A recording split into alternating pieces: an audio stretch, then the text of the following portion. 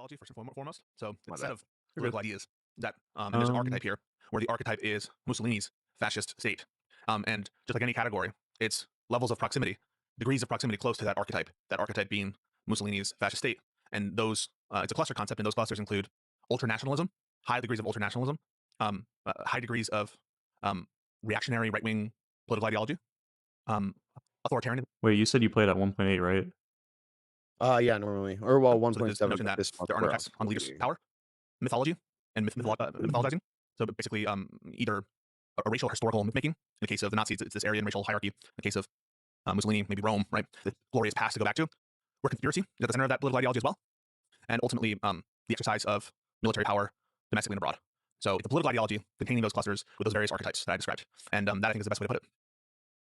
Percent of people or instances of people getting called fascists nowadays have that definition in mind, you think? If I'm not sure.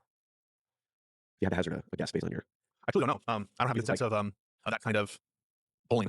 okay, tell me, is the overwhelming majority of people Like, I wonder if that's, like, a satisfying enough definition for Wait, is what did it he say?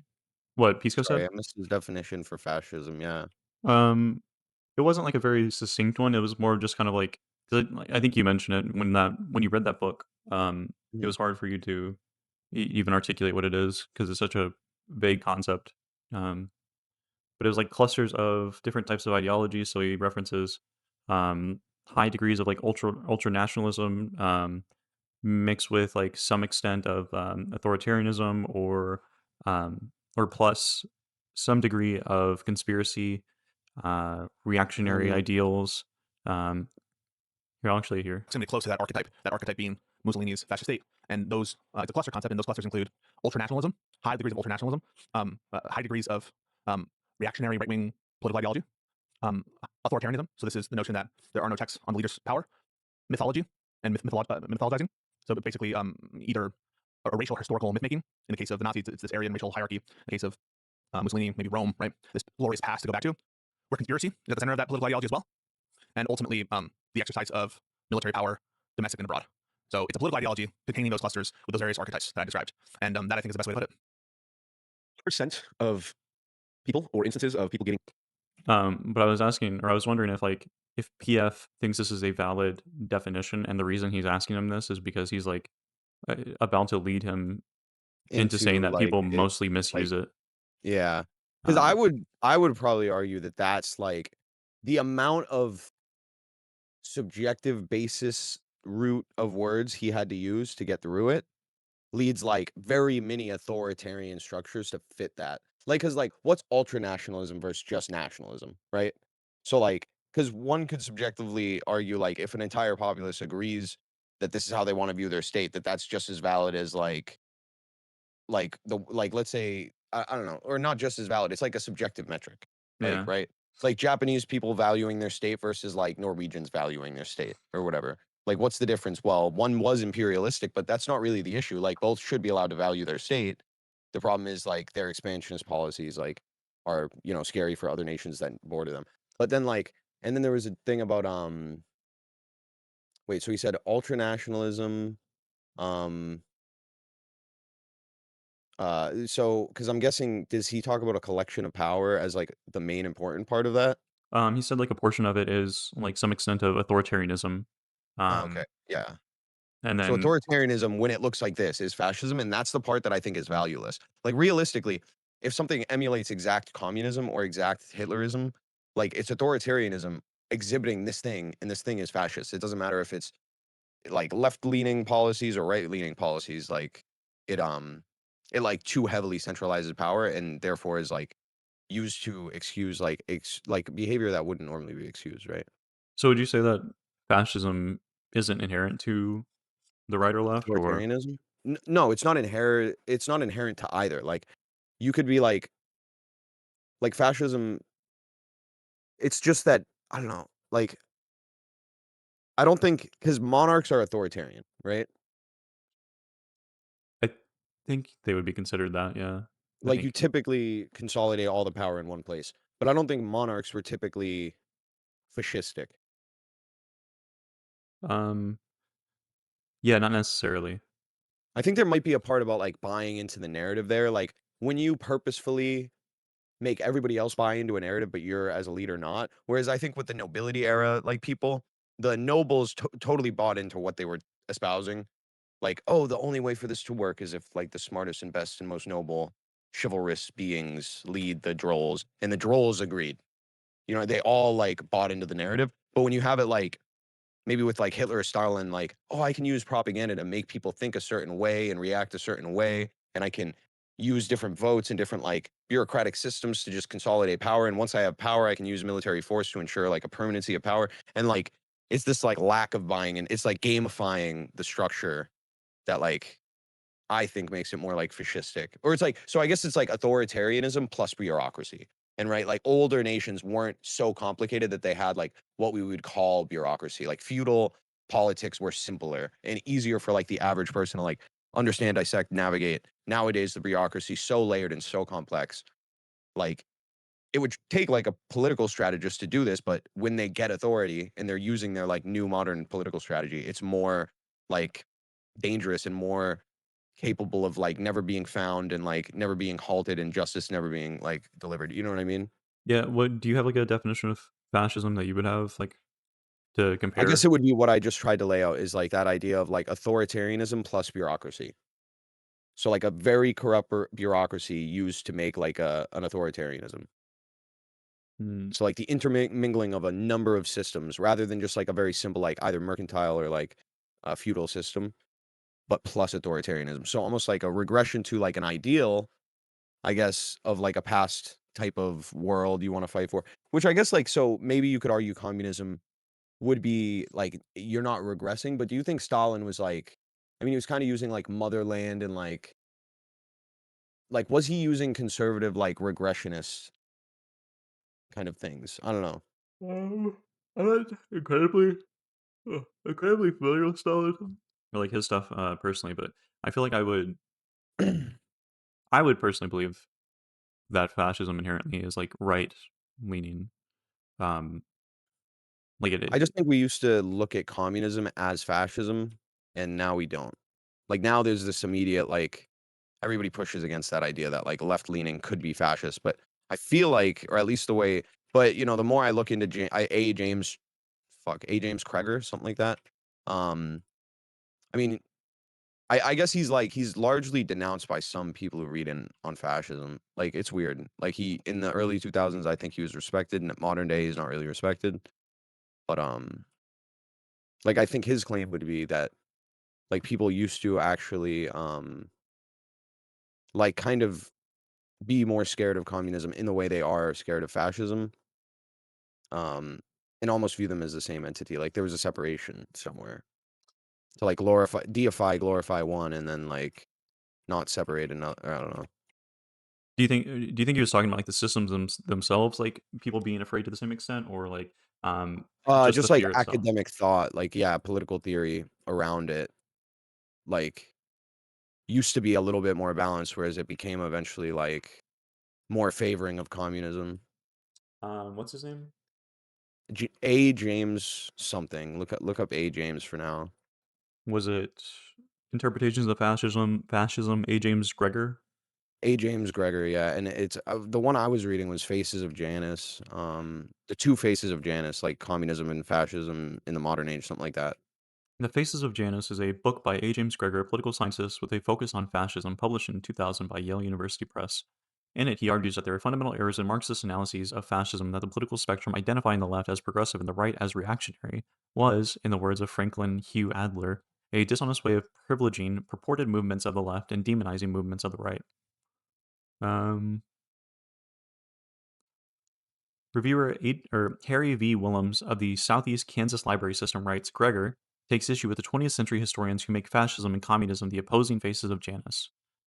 And Janus is the god of beginnings, gates, transitions, times, duality, doorways, passages, frames, and endings. He is usually depicted as having a double-sided head. The month of January is named for Janus. Gregor is the first to use Marxist theory systematically to bend the political spectrum from a linear to a circular form. That is, fascism and communism meld into each other. Fascism has had its origins in communism, and communism exhibited facets of fascism from its inception. Hmm. I wonder what the wiki things are for each of these. So, like, Marxism is a far left political philosophy and a method of socioeconomic analysis that uses a dialectical materialist interpretation of historical development known as historical materialism to understand class relations and social conflict. Okay.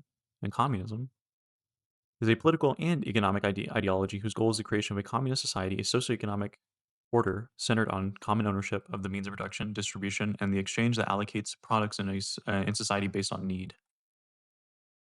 What was this one? A socioeconomic analysis, and this one's a political and economic. Okay. Fascism is a far-right authoritarian and ultranationalist political ideology and movement that rose to prominence in early 2000 or early 20th century Europe.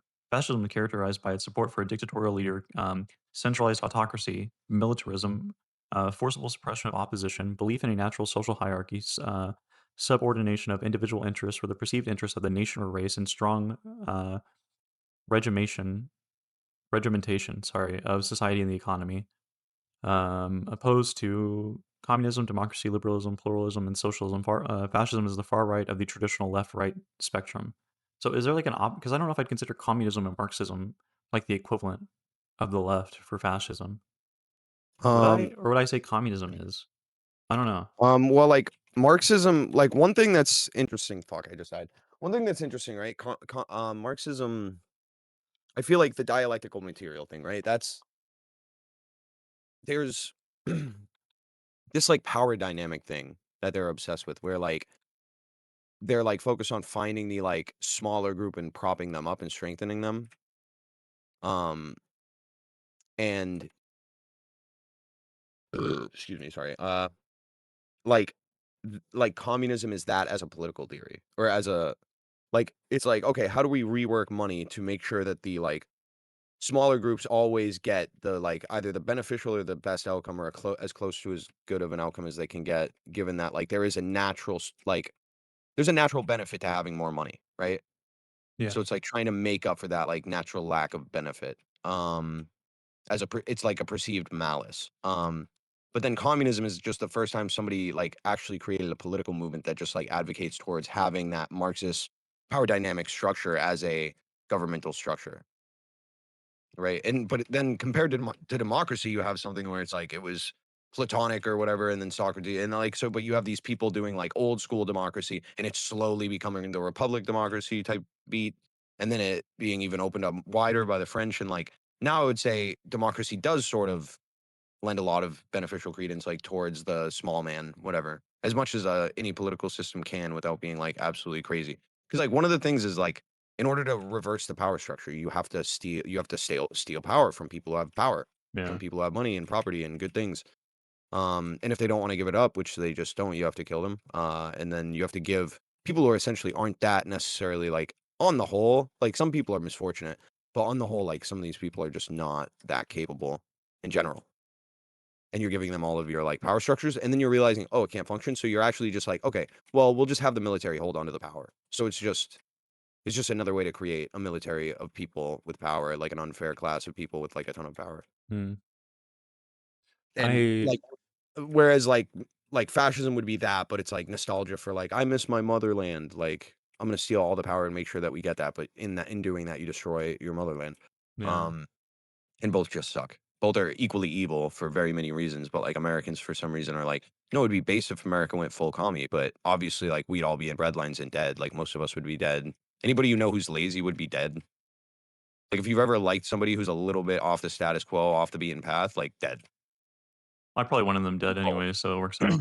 yeah, it No, I'm depends. kidding. And that's the thing. That's my theory for like a lot of leftist like trans people, right? Is like they probably just want a lot of people dead. Like a lot of straight people, a lot of non-trans people, a lot of Republican like people, a lot of people with a lot of money, anybody who wears a suit, anybody who likes old classic rock, like they want them all dead. The bourgeois. Yeah, that's the bourgeoisie to them. It's like, but like these people have never met wasps. That's the valid target. Um, You see yeah, a little white lady with a little sandwich, her whole bloodline has to go. The smaller the sandwich, the quicker you get rid of the bloodline. including her Hmm. immediately. Yeah, I think this might be like a good. I don't know who Ian Kershaw is. An English historian whose work has chiefly focused on the social history of the 20th century Germany. He is regarded by many of the world's foremost experts on Adolf Hitler and Nazi Germany and is particularly noted for his biographies of Hitler. He made this comment because I do think that is like inherent to like right wing ideology or like far right wing ideology. And it sucks because it feels like when you think of like communism and stuff, I feel like there has to be like some more biting definition to apply to the left for that because it feels like it's like fascism sounds like such a or it is I think deservedly like such a harsh word, which I think obviously in this conversation that's what they're trying to get at or talk about. But even with like the only example I see is like communism. That would be like the furthest, like most biting word, but I don't really think that's as No, people love that word. Like, um very few people are like gung ho to hear that they're being called the fucking fascists. yeah, except Even that one people dude who on that like Jubilee. are on the right? Like, but like so many people on the left are like, yeah, I am a communist. Yeah, what are you stupid? What are you Yeah. stupid? You're not a communist. But it says historian Ian Kershaw once wrote, "Trying to define fascism is like trying to nail jelly to the wall. Each group described as quote unquote fascist has at least some unique elements, and frequently definitions of fascism have been criticized as either too broad or too narrow. According to many scholars, fascists, especially when they're in power, have historically attacked communism, socialism, and parliamentary liberalism, attracting support primarily from the far Except for the right." fucking communist ones, obviously. Sorry. Um, hmm.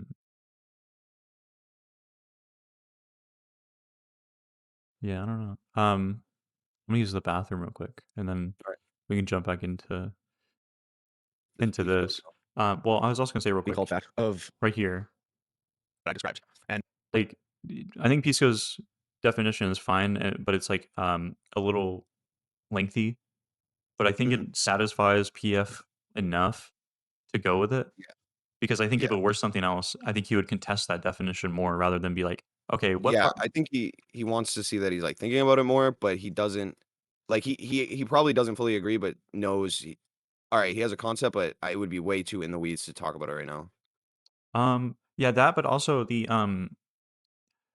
like when he says, I wonder how many people use that definition that Yeah, Pisco he's saying has. it's not common. Yeah. Yeah, so it's like I think if more people that use that word had Pisco's definition, I think he wouldn't be as upset by it or bothered by it or by the usage Mhm. of it. Because I think his implication here with the words that he's chosen is like um, people just have this like frivolous idea that is like undefined and uh, too used. Um, I don't know because like the way he says it here, right? It's, containing those clusters with those various archetypes that I described. And that I think is the best way to put it. percent of people or instances of people getting called fascists nowadays have that definition in mind, you think? I'm not sure. If you had to hazard a guess based on your I truly don't know. I don't have the It's sense like- of that kind of polling. tell me, is Keep overwhelming going. majority of people getting like was Charlie Kirk a fascist? I I believe can it. guess. You do believe Charlie Kirk was a fascist? I do. Can you be a fascist and a good person? That's a complicated question. I think the answer is We learned yes. times so. So like Oscar Schindler was a Nazi. And I think whether you're a good person to be some sort of composite of all the things you have done in the past. And so I think knock something over. I think whether you're a good person to be some sort of composite of all the things you have done in the past. And so I think it's possible for there to be good fascists, but it's hard. Do you have roughly the same opinion on fascism as you do communism? What do you mean by that? You regard both as bad. Yes. Interesting. All right, so Charlie Kirk's a fascist. I love that pause because I don't think he was expecting Pisco to just go, Yeah. yeah, Yeah, I think he would expect him to maybe be more lenient towards communism. yeah. Interesting. I guess this is part of my issue. Part of the Okay, while he thinks about that, be right back. Oh.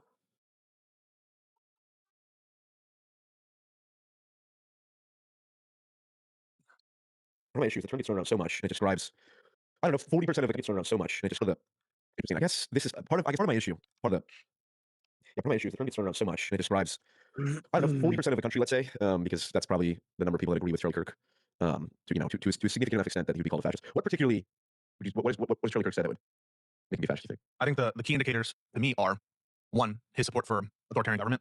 He tried to overturn a free and fair election.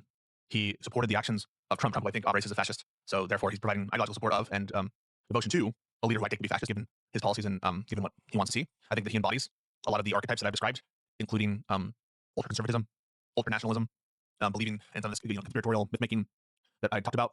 And yeah, so I think he aligns closely, not perfectly, no one's going to be perfect, with the kind of archetype that I've described. And I can guess I push you a little bit? So my question for you is, do you agree that fascism is bad and communism is bad? well, not if, Is communism bad, yes or no? well, if we're defining if Charlie Kirk is a fascist, then fascism is clearly not as bad as I would have thought. Well, I guess I'll just ask a question. Fascism, like, I'll ask a question. Like, is communism bad? yes, by and large, I would say. Is fascism bad? Yes, by and large. Okay, but you're saying But I strongly agree with. Well, but hold on, it depends, because again, so like Bernie Sanders is a communist. I don't think so. If someone said, I wonder if Ben Shapiro would say if Bernie Sanders is a communist. Probably, he's probably said something like that, right? We don't, Oh, sure, yeah. sure. If I was talking to a conservative commentator and he said Bernie Sanders is an example of a communist, what about Zohran Mamdani, is he a communist? Not what I take to be communist, no. Okay, I know for a fact people call Zohran a There are people, communist. but I want to separate. There are people who call him that, and whether I think they are. And so when you ask me, Yeah, yeah. is communism bad? I have a notion of communism in my head, and I'm applying that. It's not Well, necessarily. Yeah. Yeah, so this is what I precisely point to as the issue, is people get called fascists or communists across the board by different people, and all these words mean different things. And so, Did how I describe fascism ring true to you or not? did it ring true to me? Or do you Well, agree? it's apart. So, Is that what you understand fascist to be, or something approaching that? so is Adolf Hitler would be a fascist, obviously. Yeah. Nazi would be fascist ideology. Yes. Is there a reason you didn't want to answer my Charlie question? So I asked a question about my definition provided, which was, do you think my definition aligns with what you take a fascist to be? Hold on, We can go through examples if you want, but I'm just curious. We're in lawyer mode here. We're just talking. I know. I'm curious if there's a reason you didn't answer it. So what was the question? Is your description of fascism ring true? Yeah. Do you think that tracks yeah, your so- meaning of it?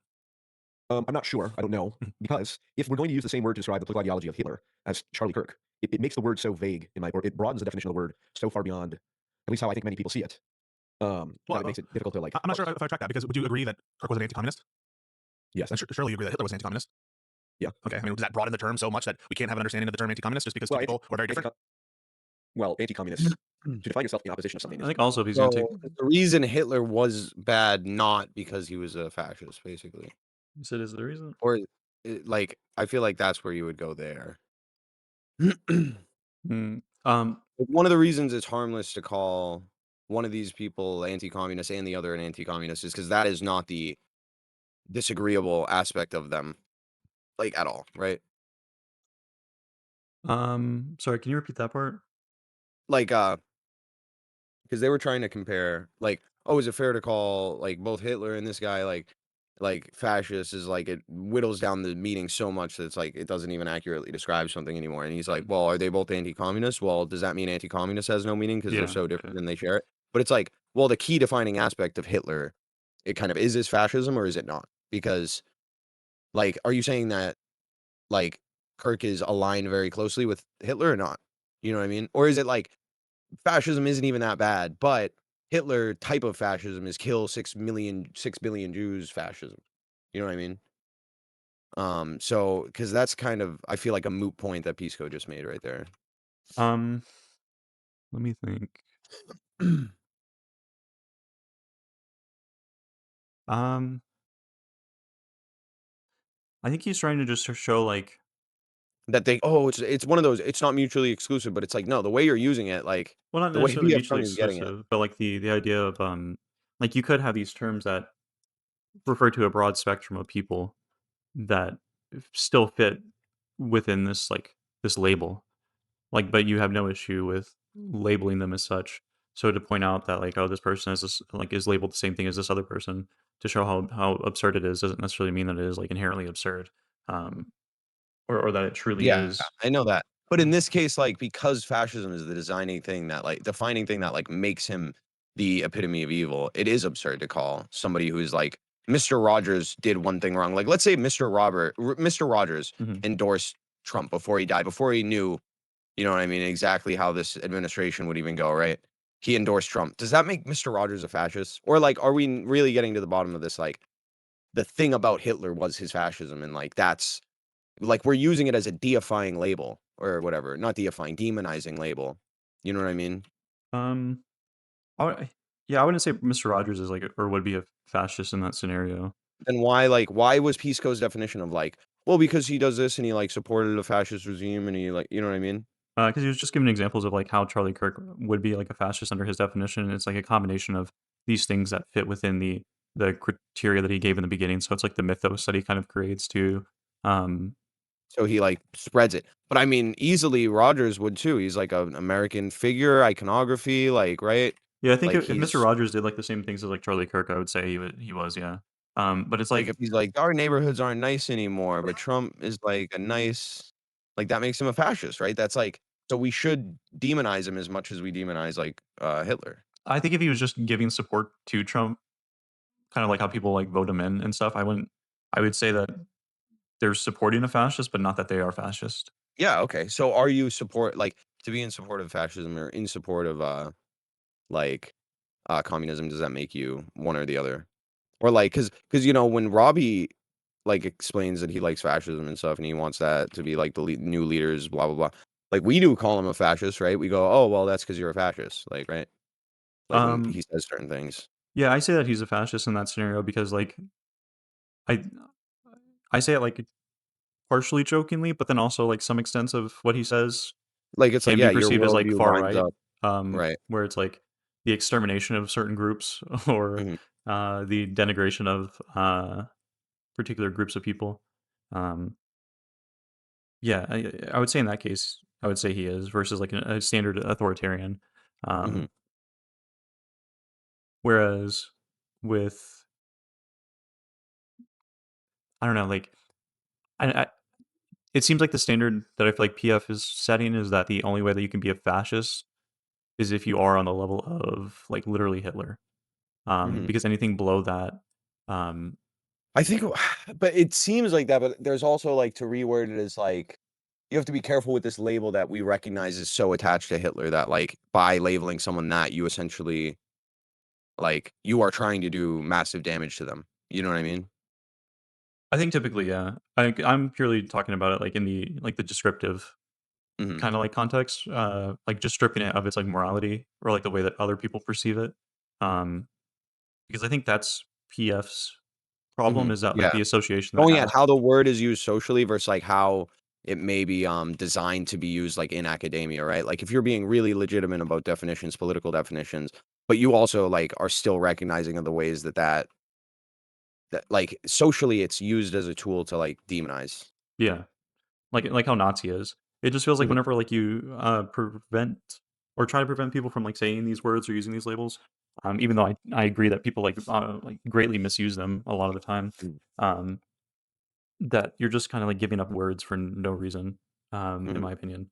Like, because I think people can still be Nazis, even though people misuse the fuck out of that word Mhm. or exaggerate or hyperbolize who they consider a Nazi. But I still think it's a useful term, and I know that I'm using it in like the best faith that I am. Mhm. Not to like say that other people are using it in like necessarily bad faith, but like just not understanding the extent of it. Um, But I think it has like also sociological like impact, and it's like it almost is a like uh an it's kind of like it's an important point that requires like literal academic study is like how these linguistic things like phenomenon are going to affect people and like our society, right? yeah, Like cuz if it ever does, like you're willing to do that, but like you also use a lot of quick defense mechanisms to like quickly analyze information, like you pattern seek and all this stuff. And if, like if you were in a room with 30 people all calling one person a fascist, would you just surmise or like would you be more likely to do confirmation bias and like confirm that they're a fascist because like just because of rhetoric being used, and if not you, then like who might, right? um, I think when it comes to Which is anybody like making any sort of claim, I'll typically be like, well, I don't know, I haven't seen that personally, or I haven't seen like what this person has said, or what this person mhm. has done. I don't know, like I'm sure it sets like a weird standard for people when they talk to me because it's like it comes off like I'm just not like trusting Yeah, them. and I don't think other people are as particular as you are, like which is like so where like you can definitely have defenses that like make use of the words valid, but I think a lot of people like don't, right? Like they'll use it willy nilly and like it's kind of I don't know, it's improper. Yeah, and that might be like the disconnect a little bit. Like whenever like you and I are talking, because I think that you have a like association that people have for sure, which is legitimate, where they misuse it and it's Hmm. just like used as like a way to slander people. Um, whereas I think Pisco and I are just really autistic about Yeah, trying to get the right usage of the word and not because like even with like Nick Fuentes, I don't know where I'd consider him. Like I don't know if I'd consider him like a I think Nazi. then he would call him probably a Nazi and a fascist, right? Like Pisco. Um, I wonder if you'd call him a Nazi or a white supremacist. Hmm. And I was gonna compare it to this because I think I showed you this clip where I went on this stupid fucking panel where they kicked me out. And I was arguing with the Muslim guys, about like, well, what if Allah commanded you to marry an 8-year-old? Would you do it? Yeah. You marry a child? I would never even set eyes on a child. You see how? But when I asked an hour long, I'll tell you no. Would you? Yahweh abans. You would- I always know. Wait, say, if Allah commanded you, you would marry them outright. So Yahweh abans, forbids, forgive me. Why are you saying that you don't understand that? Do you understand the question I just asked? Wait, I would say to this, I would say. Wait. Can you have Pei answer that question? What question? If Allah commanded you to marry a child, you would marry a child, right? Allah did not command I me didn't to. say if he did or did not. I'm saying I'm not if he gonna, did. I will not. This is a I hard will, question I to will not. I will not. I will not answer a hypothetical question. That You will never I don't know happen. why you can't answer That it. will, because it's not gonna happen. Well, How do you know that? Because do you know the that? religion is complete and it's not gonna happen. You're I'm not changes. allowed.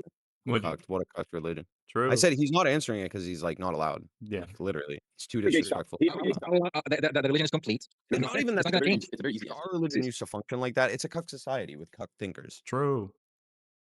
Gloss them all. I'm just kidding. But then it's like Definitely. you're talking about the room of people that were like labeling somebody as something, and then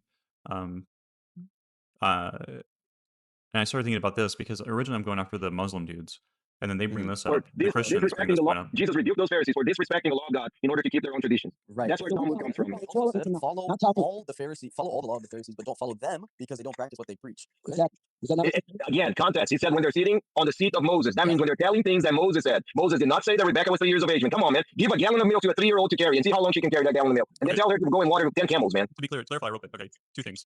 I'm not Christian either, so I'm not going to judge my morality or whatever on their standards. And then the second thing, I see that I don't know pronounce his name. The dude in chat. I don't know if you want to bring him up to maybe help him in places like Hey, since Hey can answer whether or not he let marry an 8-year-old. I'll have made it. But I'm going to bring that person up to even out of it. Well, I'm honestly, I'm probably not going to go on too much longer because someone's 11 and I have to be up at 6 in the morning. Cool. Don't so care, woman. I might go part 2 to this. Probably Hell. tomorrow. Let me just finish with this answer very quickly. Ezekiel chapter 16, in Ezekiel chapter 16, he talks about how it was recognized. God is talking about the nation of Israel, and he uses a description of a damsel on when she's ready for love. Also, the same Bible that calls Rebecca a woman calls a 12-year-old girl in the gospel a little girl. So we do have the description on when and how old a woman could be married. That doesn't mean that's the description of when women should be married or girls should be married. I And don't it's think not that's true at all. Like, what do you mean? What's the definition of a damsel? What's the definition of a damsel? Again, James has already said it. You just said But when- Google it. but You when just Mary said, I gave- fucking hate when people do this. Just answer it. Don't tell me like someone's already said it. When or- this happened, To Jesus, like, how old shut was the fuck up, loser. Mary was a damsel. Of a damsel. So she's probably 14 or 15 because she's already 7 and 15. You said she's probably 14, 15 as a damsel? Would you marry a 14 or 15-year-old, James? I wouldn't have a problem with it. Bro, what? You'd be breaking the law. Wait, James, I don't know why the fuck you would say that after you heard you saying against like Mark and Tay and then Mark. No, I'm not talking about me now. I'm already And I married. get I'm kicked. 55 years old. But it's like, I mean, if someone's gonna like call somebody some stupid shit that's not accurate, then it's like I'm gonna still try to call them out for whatever I think is retarded. Because it's like, how are you going to talk about this guy and then just say that you're okay with like a 14-year-old getting married because of your Bible? Like, obviously, like 8 and 9 is like worse, but to say like, But 14's not that bad, like, realistically. Yeah, Obviously, there's a difference. Jesus Christ. But yeah, I guess the answer that what you were talking about earlier is like, yeah, I feel like I would still just like still say something about it. Just because I'm autistic, dude. Don't you fucking get it? Jeez. It's much different than defining yourself as a single thing. Well, I'm just saying the mere fact that Charlie Kirk and Hitler are very different. I agree, they're very different. Doesn't mean they're not both fascists. Just any more than means they're not both any-communist. Also, I wonder if you would. I don't know. I haven't seen this in a while.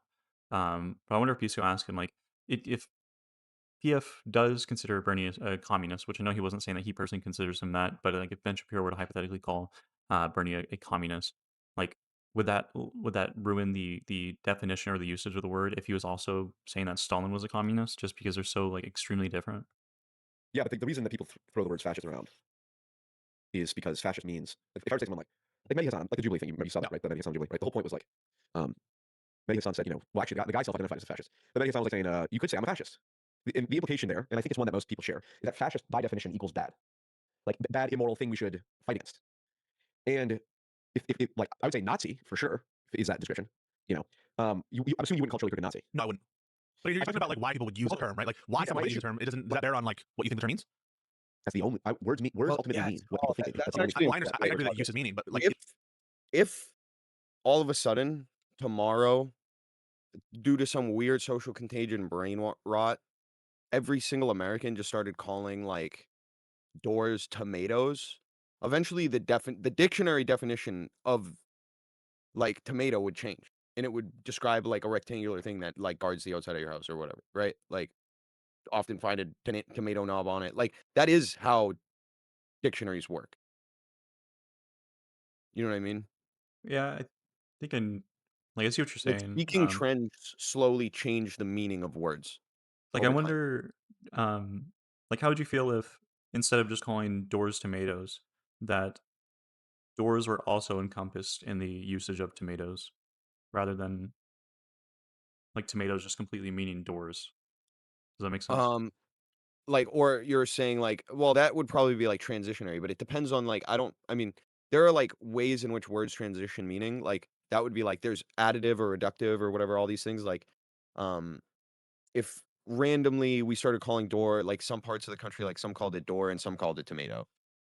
And like, right? Or like in some place, like there are times where like the words flip meaning, and then there are sometimes like now, or they don't flip, and there's just the additive like tomato equals door, but that means 150, 200 years, everybody's going to be calling a door and a tomato, like, or what? No, sorry, a tomato, and a door a tomato, like, right? Like, but slowly words can change. It just like, it's normally not that retarded Mhm. that it's like door and tomato, but like it definitely can happen where like I mean like it can happen because of very stupid reasons like political motivation where like racism being redefined to be like the sociological definition of racism, but or like specifically like interperson no systemic racism. Like how it But requires power plus prejudice or whatever. yeah, like because it used to essentially be racism as a colloquial term used by many people that it describes discriminatory based on race. And then it was like, well, in sociology we have like interpersonal racism, systemic racism, and internalized racism, and like these things are like come from different places and have different effects and they manifest in different ways. And then like certain like Marxist power dynamics obsessed people were like, well, oh, this systemic structure, that systemic structures come up all the time and all these sociological things, and it's like they decided to like Yeah, and it redefine excludes it. But me I think because that I'm was not forced. white. Like not a lot of people really I think like actually defined racism in that way ever. You know what I mean? Yeah, So it seems like forced. I guess, like, to Pisco's point is that these like, despite people misusing it and despite it evolving in that sort of way, like, it Mhm. still seems to have a underlying truth or, like, a original description, I guess. Like, whenever you're looking at, like, the systemic racism and stuff like that, like, it still has the root of racism, and I'm not saying, like, I think that's a little bit of, like, a different example just because you're adding, like, different, um, words before it, which I understand, like, the sentiment where you're saying or, like, with the doors and tomatoes thing, like, I think people would still have a or not people, but, like, because if people are the ones that are changing the usage of the words, like, you would have a understanding of what tomato it truly is, Mhm. um, and, like, the Well, same yeah, I thing. mean, that's the thing, like, do you consider it, like, how you exist as a phase, like, or do you think you exist in the transitory period of, like, the middle period? Like, because at a certain point, door just always meant door, and, like, it hasn't been redefined yet. If it gets redefined one day, um, like, you adapt then. Like, there are people who are trying to chase the trends before they come, and there are people who are trying to sit in the middle for a while, for as long Mhm. as they want, you know what I mean? Um, I do think, like PF Chung is kind of like hitting a mark here where it's like socially this is how it's used. Right now it's not defined that way. But like it's very clear to me by the way people talk that this is the way the word is used. You know what I mean? Do you think that And applies I think that's more valid than saying like, well, the textbook definition of fascism is this. do you think that would Or apply like with, like, communism as well? yeah, I mean, I guess in that sense you could say like people will eventually favorably describe like eventually communism may come to mean reasonable levels of social policies in a democratic liberal state. But it's like and that's more so why I think it's like PF Chung being like, "We shouldn't use words this way because they shouldn't be transitioning," right? Like, fascism should continue to mean fascism. It shouldn't mean Charlie Kirk, right? Communism should continue to mean communism. It shouldn't mean, like, pothead, like, college students' ideas of potential, new economic, like, trials that the country could do. Um Like, these things should stay permanent, but if we're pretty, like, loose with our rhetoric, it will, like, evolve over time. Like, the Overton window, like, happens, right? Or, like, especially, like, the Overton window happens if we're too limiting on what we're allowed to say, right? Like, if we're not allowed to say that, um, people are, whatever euphemism is used to describe horrible or bad because it's too, like, gaudy and impolite, we'll start to find things that we are allowed to say, right? Like fascist or Nazi. Like, it's just 'cause we can't call our political opponents nigger. Really, that's, like, the biggest problem in society. I I guess, like, bring to the It's the strange thing is just the l lack of, like, acknowledgement or an offer of a definition from PF. PF. I wonder if he will give it. Yeah, I don't remember if he It does does, sound but like he's saying that he's definitely saying there's like a misdescription of the word, but he's not really saying like what the correct one would be, right? yeah, He's just vibe checking and a I sort of wonder like misuse. yeah, I wonder if he'd actually give a definition of, like, communism or something like that as, like, Mhm. a like, 'cause my intuition, not that it's necessarily, like, a bad thing or anything, is that he probably it feels like when I see conversations with him that he extends, like, more sympathy or charity to, like, right wingers, or like he Mhm. has some extent of sympathy or charity for Charlie Kirk and doesn't feel like he aligns with that definition. Because if he does align with that definition, then he would have sympathies for a fascist. And he is Mhm. like interpreting fascist as the way that people typically socially use it now, in that demeaning, like morally bad sort of way, rather than like the descriptive sort of way, in terms of like the ideology itself. I think that's maybe why he was asking Pisco earlier on, like, hey, like, do you think fascists could be good people? Um, Yeah, like, because he's kind saying like, because dude is a good person. Yeah, I of, also think though, like, there's other problems. I think with like, there's other oxymorons around him being a fascist. Like, have fascists ever advocated free speech? a fascist over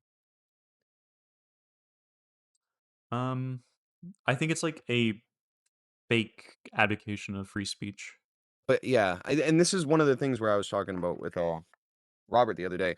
Like, I think a lot of assumptions get made to place Charlie in the fascist boat.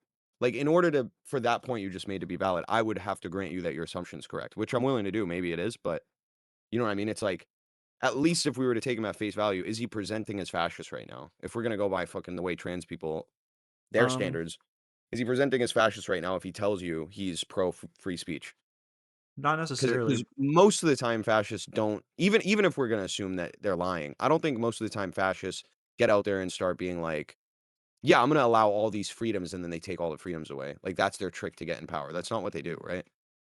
Isn't that like what Hitler did? No, Like, Hitler is like, "We need to reunify, re-strengthen our people. We need to recollect, like, our will and, like, stop this, like, humiliation and, like, get revenge." You know what I mean? And Jews did this to us, like, on purpose, right? That's, like, what would be said, but then there would be a constraint of power. But he didn't necessarily say, like, German people should be allowed to say whatever they want, right?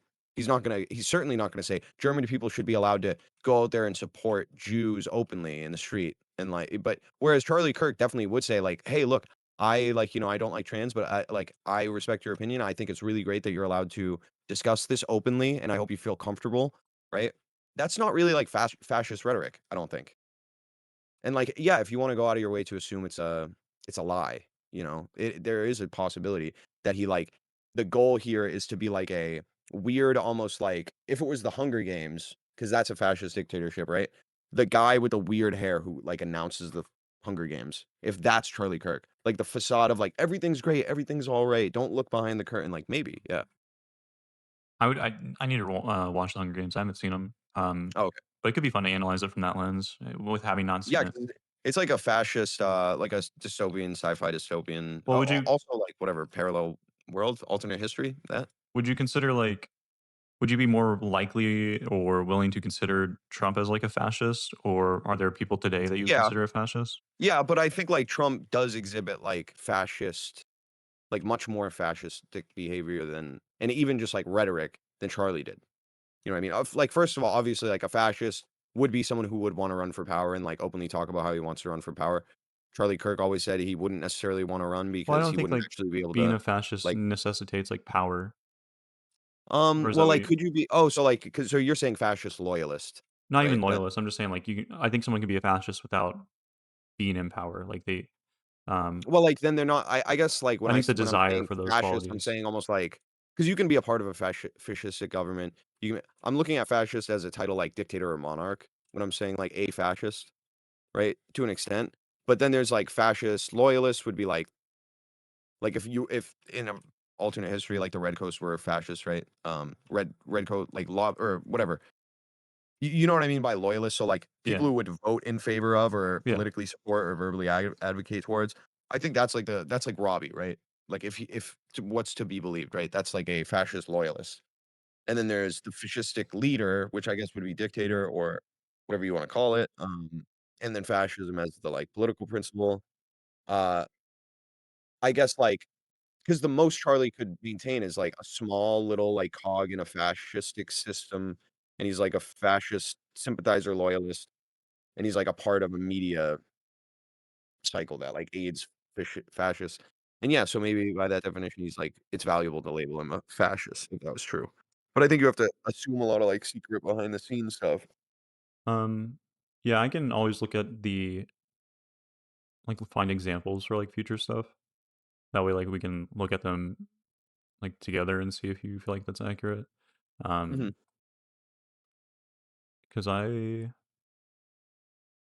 don't have any offhand, but I think one of the examples that I given was the like the continued support and um like lending a hand to bolster like the administration, knowing the intentions of it as well as the stuff that's already happened prior Mhm. to him dying. But yeah, I don't know if he's like explicitly said stuff where it's like almost like how Donald Trump says he loves free media, free press, or whatever. But I think he would probably just say like, well, he just outwardly like contradicts it, rather than like Charlie Kirk, who doesn't really contradict it. He just kind of like hides it. Or Mm. if you're phrasing my Right, like the interpretation of it, power that he's presents the opportunity to contradict it more openly. You know what I mean? yeah. Like, whereas like that's probably why like a mouthpiece would be valuable to a fascistic leader, right? Like a fascistic loyalist mouthpiece, because it'd be like they would get like a lot less scrutiny and be able to remain a lot more hidden, I guess. Like I don't think there's no merit to this thought, but I think people are way too gung ho to like be like, oh, he's definitely. And really, what you see is it's like confirmation, or it's like a bias. It's like a socialized bias. You know what I mean? Like I know all my friends said this. Like I know all the people on Twitter, like with the blue check mark that I follow, like said this. Hmm. That seems way more likely as a reason. That people like call him a fascist than like they've adequately assessed like what he like the substance of what he said and like determine that it like oh that aligns with the fascistic worldview. It's like that's probably not true at all. I Yeah. mean like the closest thing like there's probably some nationalism in there. There's probably some like a little bit of a respect for big government and order, but also like a little bit of a I feel like he had a little bit of a like libertarian aspect to him to an extent. But like I don't know. He seems like a pretty like regular conservative to me, not like that crazy of a conservative. Um. But that's the thing is, like, he's gonna be more closely adjacent to, like, extreme conservatives if everybody's irregular and you have somebody who's regular, like, he's gonna it's like which I think, like, the left seems dysregulated. Yeah. I wish I had more like examples, like fitting that sort of archetype where it's like they're very quiet about particular opinions on something, but like they're okay with other people going forward with it and aiding that person doing it to like achieve their end goal, but not actually actively participating in it themselves. I wonder if there are game theory, like, articles about that. Also, like, if you've ever seen, fucking fuck, what's the stupid show? It's not Survivor, it's like Big Brother.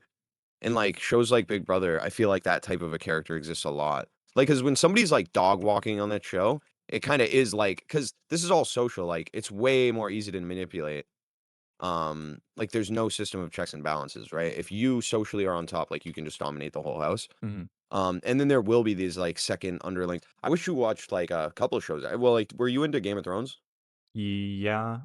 Do you know Um, Littlefinger? yeah. He's actually somebody who's, like, kind of acting as that, like, thumb under a fascist, but he secretly had aspirations to be fascist. I think you're more likely to get this big reveal in fictional media because, A, it's either that, like, this type of a character is fictitious or, you'll never truly gain the insight into somebody's peer into their mind to understand other than in, like, fiction. Yeah, I need to rewatch Game of Thrones so bad. Like, because I watched them when I was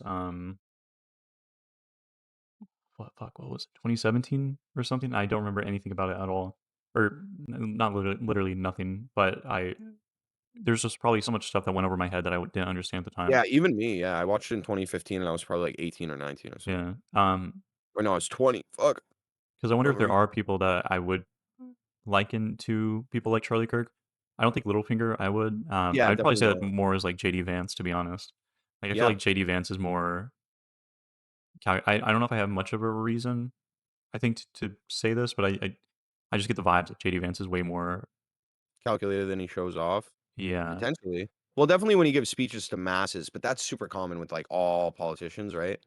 Like they obviously know more than what they say, and like they dumb themselves down and they like talk this bullshit game to like make people feel better. Yeah, like, I think some people are, like, genuinely fucking retarded that's part of the administration, like, Dan Yeah. Bongino or Pam Bondi or, Kash Especially boomers, Patel. I guess. Like boomers are probably more likely to feel like that. Yeah. But I think JD Vance, 'cause I feel like it has to be, like, kind of humiliating to be the vice president of Donald Trump because of all the Mhm. shit Trump says, all the misspeaks that he has. Like, when he's literally, like, sleeping at press conferences, and this isn't like, oh, a lefty, leftist, liberal dunk or whatever on him just because he was sleeping there or whatever. Even though I do think that it would be disqualifying if it was Joe Biden doing that. Like, I think they acknowledge that it's or believe that it's bad, but they're hiding. Yeah, they um have like this is the only way they can have power. Like yeah. It's like, yeah, achieving the ends that they want it's kind of like the before. friend of a bully in media, right? Like, it's like, "This um is how I get to look cool is to, like, be friends with the bully," and the bully is, like, this douchebag, and even the, like the 2 henchmen are kinda, like, embarrassed sometimes when the main character, like, wins, right? yeah, it's almost like, did you watch Mean Girls? Yeah, Okay, it's that's almost the as Lindsay if, Lohan one, right? yeah, it's almost as if Katie, Lindsay's character, never switched back to being, like, the good girl. Yeah. Well, Like, she's like just and using that's Regina George as a popular, status, and then I she do also replaces her, basically. I kinda think that's the thing is, like, there is a bit of a narrative here where it's like, the people being mean are never right, but it's like, no, sometimes. Like, I don't know, or, like, just everything, like, the why does this all relate back? And I don't know. I am skeptical, like, I know it's, like, conspiratorial, like, that young guy you were talking to is way more, like, conspiracy brain than me, but I definitely think there is, like, a concerted effort both in media and in, academia to, like, make people think a certain way, you know what I mean? To make them naturally averse to certain ideas, and, like, part of that comes down to, like, labeling everybody a Nazi or fascist, like, allowing that rhetoric.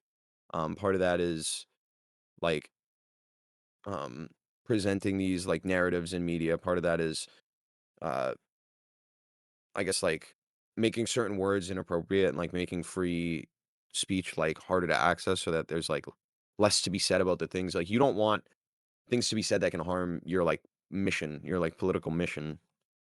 And I think, like, they consolidated a lot of power in the past, and, like, we're living in a liberal bureaucracy now, like, because of that. Like, they've set it up, they've game or set it up where you have to gamify so hard to win against it that, like, it's impossible to do. And you're saying you think this is, like, an active effort It coordinated w between these people, well, it's or like actually, if you in another interesting, like, media, fucking 1984, right? One of the things is, like, if you set it up in a certain way, it can be, like, automatically self-enforced, right? do you have an example, I guess? In well, what example from fiction or from, like, Just in actual real life? general, like, when you're saying that from 1984 that Automatically you. self Yeah. Oh, in 1984, there's, like, a middle management class, and, like, they are allowed, like, the most info, but they have the least power, and they, like, divvy out info to, like, the lowest class and the highest class. The highest class barely even exists. It's, like, one guy or, like, a computer simulation or whatever.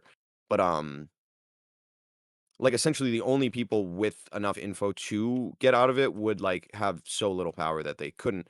But the other people would be, like, very happily, like, self-enforced and, like, there's a level of dumbness to their, like, existence. They, like, can't see their way out of it, right?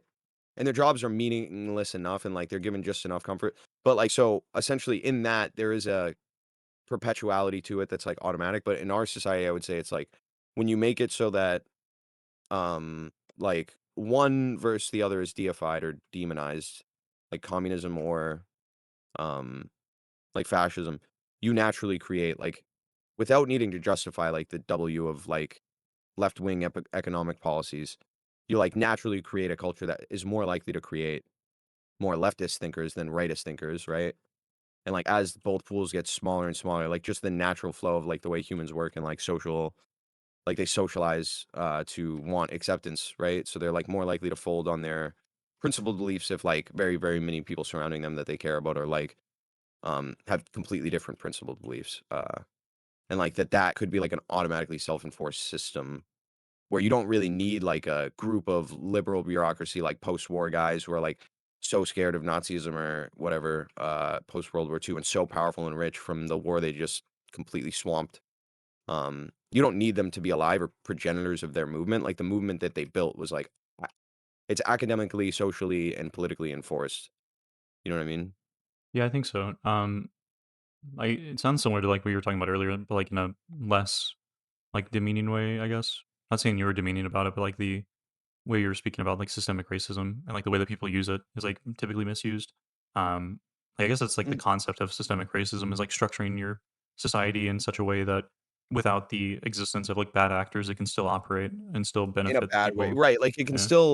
it can still do the like because when you're doing critical analysis or like they call it like critical race theory Mhm. with a power dynamic lens, you're typically like I guess the goal is to flip the power dynamic. Like that's what you want, right? Because you're like even just in studying it, like you're probably coming at it from a sympathetic angle of the like underdog to an extent. And so like when you build a system like the systemic racism definition, where white people can never can never be like racially oppressed, black people can always be, black people can never be racist, white people can always be. Um, you almost like guarantee self-perpetual, like white people are gonna grow to hate that and other people. Black people are gonna grow to feel like more and more like entitled or like justified in stating who is and who isn't racist, right? And it's like it's gonna yeah, it's gonna spiral out of control. I don't know. It would be kind of interesting to see if there are like any like critical race theory classes to like see what the actual material is that's like Oh, being they certainly showcased are. or um It's yeah, like just a very it would be a very early, like, sociology class, like a 101 through 5 would be, like, on critical race theory or something like that, right? Term means, right? Nazi. No, I wouldn't. But you're talking about like why people would use the term, right? Like why Yeah, someone my might use issue. the term. It oh, I doesn't was gonna bear on ask, like do you feel what like even the term there means. is like a maybe like an acceptable um is it dissuade? Is that a word? Yeah. Is there like a do you think it's ever acceptable to dissuade somebody from like or a society from like a particular group or ideology or like when you talk about academia kind of coming together with like the media and everything like that to make people Um I kinda think, like you know how it's funny, actually, Robbie was talking about, like, settling civil suits, like, literal, like, very important things that probably should be doled out in a yeah, courtroom with the court of public opinion. yeah. I think that dissuading someone socially using shame as a tactic to, like, dissuade somebody from very abhorrent behavior that, like, we as a society don't like, probably is actually something that's more valid to be discerned by the court of public opinion. Like, what are manners? What are politeness? What are taboo? That's something that will naturally formulate around the culture as they think and talk and breathe. But if you like, I think now there's probably pressures to make them like lean in ways, but like, no, yeah, dissuading people from being a Nazi should be like, and I mean like a real Nazi, so like a very literal term Nazi, right? Mm. That would probably be the fact that like their armband and their beliefs and the things they say, everybody would be like, dude, that's fucked up. I hate that. Like, not like mystifyically labeling someone something in the hopes that you can like convince enough people to hate them. Because even though they're not that, like just like, man, like he's against me. He's like on the other side. Like, it's I don't Assuming that know. like take away the idea that academia and the media and everything are like trying to persuade people or condition Well, them it's also more just like left thinker. I don't know, but yeah. yeah like left leaning or to be left leaning socially like suppose it's just a standard sort of education that allows people to naturally lean that way and they go on to socially dissuade people from like the Mhm. concepts That that they that are would probably now. be more valid and fair, I think, right? Okay, Would you think, or am I off base there? I think Like, by do you think your we should? framework it would make sense for that to be more valid, yeah. I'm not saying that Yeah, it's more or less valid, because in my framework, I don't think that I really see, like, a a value concerted to effort. differentiate between both, or Well, I was oh, gonna say, you like, an don't effort think? from, like, Okay, academia and, like, I guess to the extent that you do, I think those ideas kinda just typically lean more left or socially mm, left, um, because I think you would maybe, like, agree with the broad sentiment of, like, some of what it doesn't have to be critical race theory in particular, but like I guess sociological like studies mhm, say about people about like the natural sort of sympathies that are extended to different groups and like the struggles and the dynamics. And I know you talk about like game theory and stuff like that. Um, like I think you would agree that a lot of these things probably do lean more like socially left, not like leftist or progressive, but like Mhm, just wanting to have like a free and fair standard for people to exist in, um, mhm, and like that kind of anti-conservatism outlook mhm. is going to inherently be more left, and that's kind of like just how I interpret that. Um, like, yeah, I don't know, Right. I but don't know though. It's a little also like, do you think that people on the right are anti free and fair outcome? I think they view it differently. Like I do think they're fighting in their mind for a free and fair outcome, right? um, free and fair. I don't know if I'd say outcome, uh, Or like like I guess free and they're fair, fighting like for a living free and standard fair is what I'd say. system or Um, something like where the goal would be uh like it's almost like the liberal or leftist idea would be like from the from the capable to the needy, whereas like the like conservative one would be like from what you earn to your pocket, and like that's like two people viewing what fair as different, right?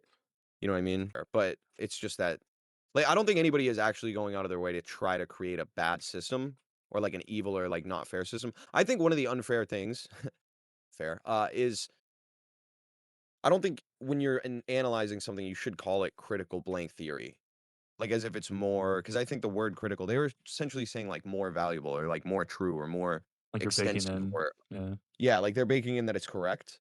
Um, Because but also like I think if you study race more critically than they do, you would come to some different conclusions. Not entirely different. I'm sure that there's very many valid conclusions there as well. Um, but I yeah, think like intersectional race theory is probably like closer yeah, I think it's than probably like critical. pretty rare that I think that people are like maliciously acting or like knowing that something is like bad and then continuing to do it.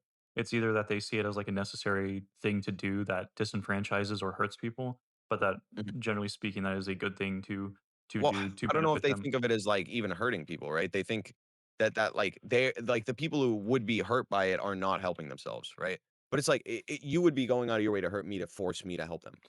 I guess what I mean is that like when you talk about like the USAID stuff or like the fund cutting from that Mhm. program, like if you demonstrate like who it'll hurt, how many people it'll hurt, how it'll hurt them, they'll say like yeah, but we don't like we need to protect ourselves, and by Mhm. giving money away to other places, like we are hurting like our own people at the expense of potentially saving these other people. Yeah. It's And just like and, a like, in their worldview, it does harm though, like, right? Because like, obviously, like, what is the like, political outcomes use, like, violence as a justifier or, like, a, enabler, right? That's what enforces what enforces me paying my taxes? I could be jailed. I would face violence certainly if I was in jail from, like, prison guards, police who arrest me and detain me, you know what I mean? Like, by and large, like, when you enforce something political, you have to use violence to do it. So, they're essentially saying, like, they're more willing to hurt, like, Americans so that it can help. And arguably, like, I think there is a pretty valid argument to be made that that funding is misappropriated and misused and not efficient when used, like at all. um, you're saying the USAID stuff. Yeah. I think that one in particular was, like, pretty secure and solid. But Um like, okay, I guess it's like this. All right. Let's say we could give $1 billion to Africa, mm, or they could make uh like half a billion, 500 million, mhm. like on their own. Like their GDP just grows naturally through their own economic stimulation, whatever they choose to do to save themselves. I kind of think like by trying to set up like a charity apparatus, we would waste so much of the billion that the end outcome would likely be very similar. But in one, there's a self-actualized, more deserving of like sovereign nation that like did it themselves and actually set up probably a really efficient apparatus that like later, if you pump $1 billion into it, will do really good things. But like I think a lot of it gets wasted to an extent, like literally wasted, like evaporates. So like it's this thing where it's like we have to harm ourselves 1 billion to give other people the benefit of like the equivalent of like not a billion. You know what I mean? Yeah, I think with this particular example, because I see what you're saying, but I think with this particular example, I don't really see it as being like a harm to America or Americans because we've set up our system in such a way where we're able to do so many different things simultaneously on much different scales than I think before. Like we can do it No, on the that makes federal level, sense. we can do it on the state level, we can do it globally, and we have these different divisions and departments and these people working in these departments and everything that are allocating particular resources that we allocate whenever we plan the budget for the following fiscal year and everything. And when we have that stuff set aside, it's not like it's going to be used domestically, so we're using it internationally. Um, Well, because we chose to. I would agree though that like USAID is old enough that it probably is more efficient now. I guess I'm saying like conservatives wanting to take it away is probably like a holdover from like it shouldn't have been created in the first place, I guess. It was very costly and a waste of money. It was stupid to like get rid of it now, like after we invested in setting up like this system, right? yeah, well, the whole thing that I'm saying is that like I think with conservatism, there is inherently going to be more people hurt or harmed by that sort of idea. And I'm not saying that they're intentionally doing it to like be evil I or don't even think malicious, that's true though. but Like it's like because to the by extreme of both, you could harm a lot of people. You could harm every potentially they both have the potential to harm 100% of everybody. You um know what I mean? Like what you're drawing is to me not that meaningful of a distinction. Like one is more or less likely to harm. Again, there's subjective merit to like what is the harm being done when you give USAID? Like you're taking money away from people. They might starve. They might get hurt if they don't pay their taxes. They go to jail. Like you are harming people in this system. And if you bring it to the extreme, they will be in breadlines and they will starve to death. All of them, right? On the left. And the same thing's true for conservatism. Like if you just have a little bit of conservatism, yeah, there's less USAID and there's some like Africans being harmed or whatever. But if you have too much, then we're an imperialist nation. We're killing everybody and like forcing people to go to war, and they're all dying every single right. So it's like to the extremes, they're both extremely negative. Like um there's not really like I don't see the value in. I Oh think well, one's clearly like less likely to bring harm. No, I think to make it to those extremes, I think you'd have to go far left and far right rather than like far liberal and far conservative. Because I think with the conservative ideals, what I'm talking about is like, or I guess to go to I don't know if you'd say extreme or whatever, but like the logical extension of like my ideals or like my liberal ideals is like the as much of a free and fair system for every population of people, whether it be like immigrants or trans people or whatever else. Whereas with like conservatives, they typically don't believe that like trans people are even like a real thing, or Mhm. they'll Well, but they yeah, but they again, don't from the agree with like conservative the worldview, like liberal ideology harms so many like people who become transsexual and like get their fucking like dick chalked off, and it's like a fucking crazy barbaric. Like from their worldview, it does harm to the people who are like mentally harmed and need help, like other help, behavioral therapy, cognitive therapy. They have a dissonance in their brain. They like literally think they're something they're not, and they're willing to like harm their body to do it.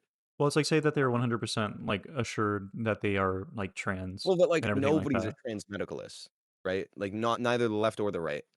If like the left was touting trans medicalism, I don't think there would be as big of a pushback. Um, Trans medicalist is when you would Probably strictly not. And define a trans yeah, person by as them like getting like the surgeries and stuff like that, and like well, being like they physically can that. no, it's not that. Like it doesn't include surgery necessarily. It's like you would not call someone trans unless they were like diagnosed with dysphoria, like gender dysphoria. Hmm. Um, Whereas like obviously the left LGBT pride, you're born this way, we accept you no matter what. They want which is like again, it's like an over and that's why I push back heavily, is it always seems to be an overcorrection to push everybody to the left because they have this huge notion that's so good Well, and I it's think so much different than you're the right and it's interpreting me so evil. saying like the extension of my world belief as a liberal. Like it feels like you're going above and beyond that and going to the far left inherently rather than Right, no, liberalism. but I think there's a natural inclination for everybody to favor any shift leftward, be it far or not far, like as not as bad as it is, or like obviously like one point to the left isn't bad, but I mean like it feels like when if somebody were to be a pure centrist and then be like read a little bit of Marx or critical theory and like they inch to the left, that would be a point, like a 1 point gain. But if they inch to the right, they're gaining 2 points, like right. And I don't think that's like matched on the Um, reality. I think it's like,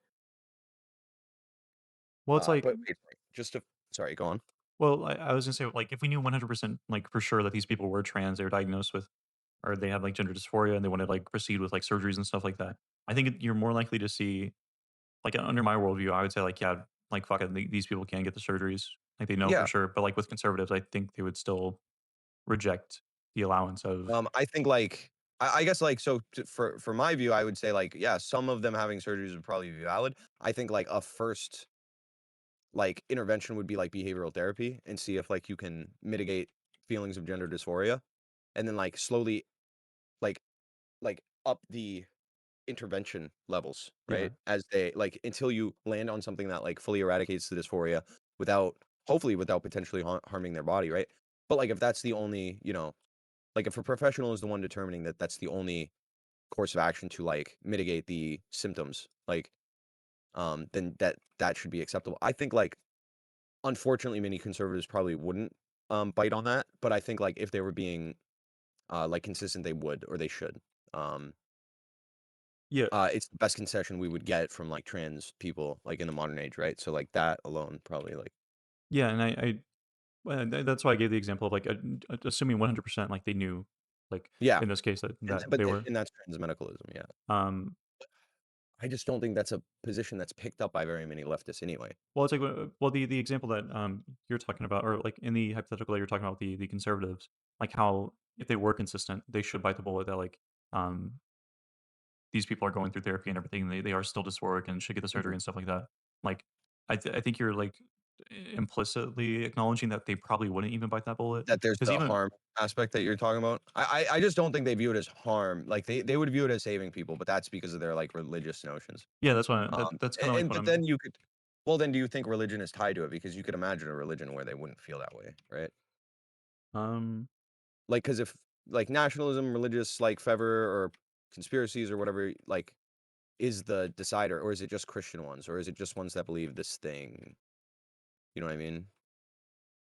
um, Like, what if a religion dictated that you respect trans people and black people, and then we made an ultra nationalist, religiously motivated, non secular society that was like conservative, but like they're conserving modern day culture? like if I think Like, that they would be is it doing harm, still right wing or is it still fascist? um, Because like religiously motivated, I don't think all or like religions are like more right wing. nationalistically Um, motivated.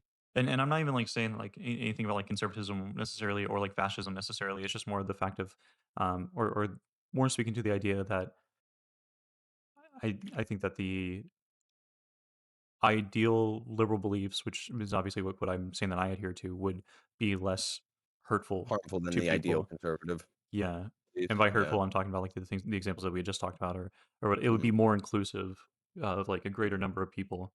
Um, yeah, and uh, how do we get to that point?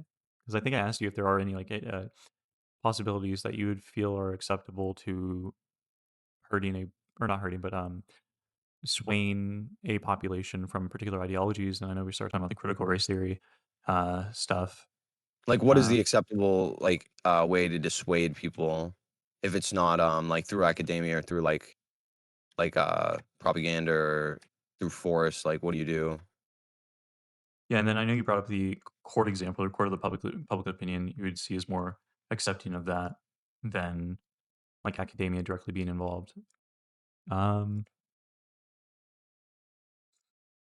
Well, academia definitely should be a part of it. Like, yeah, and that's the thing is like it's such a weird like kind of place to be trapped in, like or like for our society, not me, but because I'm not admitting defeat. No, I'm just kidding. Fucking like obviously like if the court of public opinion is disliking something, they're going to academically like the thinkers in that society are going to evolve, become academic, like some of them are academic thinkers now, and they will further divulge like more and more detail on these like beliefs, um uh and like that's healthy and good, but like like how do you stop it from being like I guess throughout all of history, it's like it can be so feverish, whatever the word is, about the ideas it has ascertained are correct, to the point where being like like at all points in history, people who had like most of the power and most of the like knowledge essentially like assumed what is correct and like demonized what is incorrect, and like that demonization is what brought harm. You know what I mean? yeah, It either brings like reactionary harm or it brings like oppressive harm. Um, so like, how do we like? I guess I wonder like, how did we get here with liberal academia? Like, how did Harvard get here? Was it forced? Because that's not actually something I'm 100% sold on. Like, was it actually like post war consensus like theory? Blah blah blah.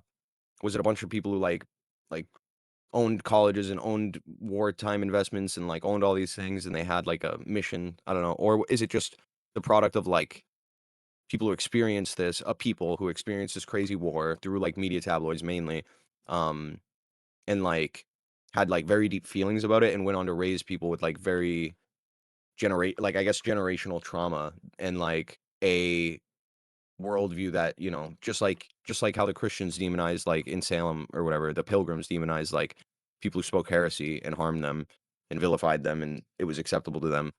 Is that happening now to like people on the right?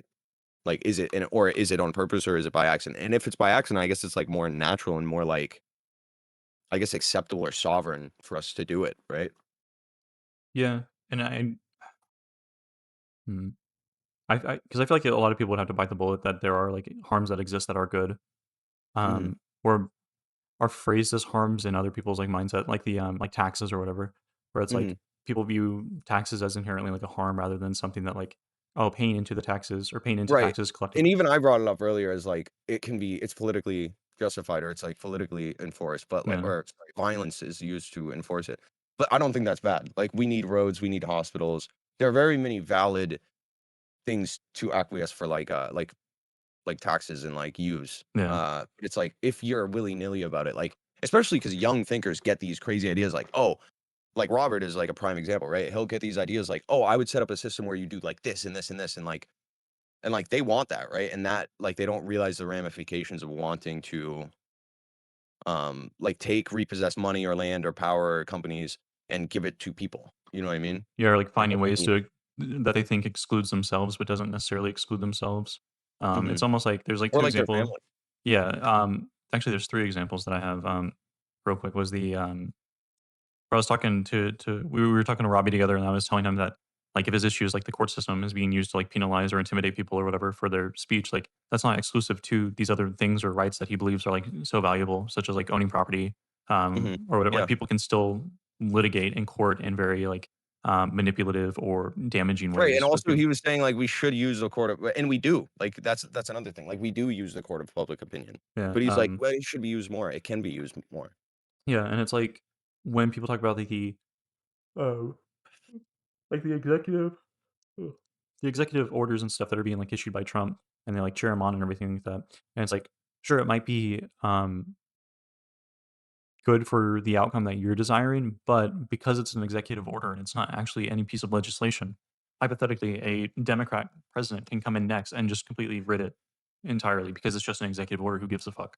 Um, Mhm. so it's like they think that this is really good for them, but then it's not actually being passed through in a proper procedural way. But they think it excludes them, or they don't realize that it doesn't exclude them. And then Right. like the last thing is like I was talking with Anna, um, and she was talking about how she thinks that even if Trump isn't going about things in the best way in terms of like ICE and deportations and whatnot, that um, she sees it as a justified or necessary evil to correct the wrongs in which like Biden let all these people in.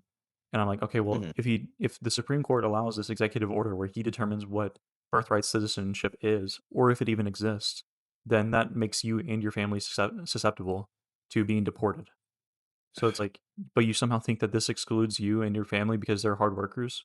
Like he does, they don't give a fuck about that. Like they're Yeah, they don't care about hard workers. yeah. So it's like there's like this weird illusion that people have that well only the bad ones are going to be gone. And it's like well not really. I don't know how many videos like people see about like the ICE people that run other people like civilians and citizens off the road in their cars to arrest them and have them like verified and checked to see if they're citizens. It's like this is such a crazy fuck way of trying to deal with this issue that doesn't exclude you just because your like parents work hard. But I don't know. I don't know, man. But you're talking about like why people would use the term, right? Like why Yeah, people my might use the issue- term. It doesn't does that bear on like what you think the term means. That's the only words ultimately mean what people think they mean. That's the only. Well, I understand. I agree that it uses meaning, but like, is the reason why one would use a word is that in your mind define the scope of what that word means to you? Because I hear this a lot. Yeah, Like, 100%. okay, so Words mean what they mean. So if someone calls someone else a Nazi, there's intent. There's like fuck this guy's a bad person. We need to fight against them. The word fascism is basically used interchangeably with Nazi in the popular discourse. Would you agree with that? I don't think that's used interchangeably. I think it's often Really? used in conjunction, but I don't think that they're used interchangeably. I think the average person, if someone is like this person's a Nazi, the signal that they are receiving is essentially the same as if someone says this person's a Nazi. And the same with the term racist. Yeah. But you would never say, Apparently. well, racist is the same as fascist and Nazi because they all are conjoined together in this list of explicatives. Like, I don't take just because the word is being used maybe to flatten conversation or being used as a pejorative. Like, I think the word still has a meaning. Sure, And that you word, could say dummy. Yeah, you could say asshole. right? So, Was Hitler an asshole? Like, yes. so I want to be yes, I very agree. specific on this like little point that I'm making. Because this little point I'm making is why someone might invoke a word doesn't necessarily dictate its use in the sense of how it's understood. So I might be calling you a fascist for negative reasons or because I'm bad faith or whatever, but that doesn't necessarily mean that the term fascist is like, ought to be defined some other way or ought to be narrowed beyond its like technical meaning or whatever it is that you want to talk about. I think that in order to show that Kirk is or is not a fascist, it should start and end first with a semantic analysis of what you take fascist to mean and seeing if it applies to Charlie Kirk. But it seems like what we're doing here is having some theory of words that is like, well, the word fascism shouldn't include Charlie Kirk because if it did include Charlie Kirk, it would be too broad. And I just like, you could have that kind of prescriptive view about what words should mean. I just don't share that intuition. That's fair. That's why we're discussing this. My concern, I was thinking about why, what the thesis for the video idea, like why do I even care about this, talking about like fascism and all that. It's such a internet fraught thing. And the reason is because we're at a point now where terms like fascism are thrown around so loosely and so often by people. I mean, the majority of people who are participating in the political discourse probably don't even know who Giovanni Gentile is. They probably barely know who Mussolini is. I mean, they know who Mussolini is, but they don't know any of the history of fascism or whatever. And so, like, the problem is, I agree, and in some sense, I'm more interested in the let's talk about fascism as like the Italian concept. For example, how it differed from the Nazi concept because it's actually kind of insane based on some of the research I've done. The degree to which the Italian fascism just straight up was at 100% odds with the Nazi biological racism they called it, and there were many Italian fascist Jews. Although over time, Mussolini borrowed from Hitler and the he started to borrowed merge. from Hitler. Yeah. And then he started to implement Nuremberg style laws and kicking out Jews. I think he sent a bunch of Jews. I think disregarding that part, at least for the point I'm making, is like when he's comparing Mussolini fascism and Hitler fascism, and there's like an agreement there that they are both fascists. It seems like he's working on some extent of a definition of fascism. But it's like I don't know what he would Well, describe. yeah, because I think he's trying to stick the argument at that like socially constructed definition that's recent. He is like making a random anecdote right now about like how he would like to talk about that, but he's trying to keep the conversation on this other point. Yeah, I don't know. we'll see. The camps as well. So I agree with you that as Yeah, go for it. You know who TK history is? No, I don't know who that is. He's a Pico's YouTube channel. being the one who would have to get him to say it, right? Yeah, and I think he's like trying because I noticed when Pisco has conversations with people, especially like people that are actively on the right. I don't think PF Young like describes himself politically or says that he's just like a centrist guy.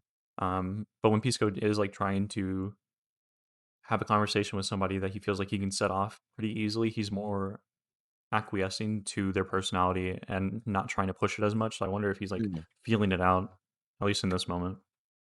He's like he's like a neoliberal cut, you could say. But he does like historical analysis of fascism and Hitler and all that. And Like it's like, oh, this guy uses the one of word his videos, cuck. he I claimed have that to the Yeah. give him some credence. like the number, I think it's like the number of Wait, actually, isn't he guilty of what he's accusing other people of being guilty of? If he's talking about people being guilty of misusing the word fascism, and that it Why would you actually calling people cuck? Yeah. exactly is his girl getting fucked by another man? Jews that were killed in Italy or even handed But over. I guess it's like even cuck when they're was such a problematic word where it was massively overprescribed. He would gain a problem for it, like a newfound problem for it. You know what I mean? And his argument is based around like fascism being massively overprescribed. Like, I wonder if Charlie Kirk, like, if he was like an actual cuck. Actually, or if Would you rather call him a cuck or a fascist? no, like how people call Sneeko a cuck.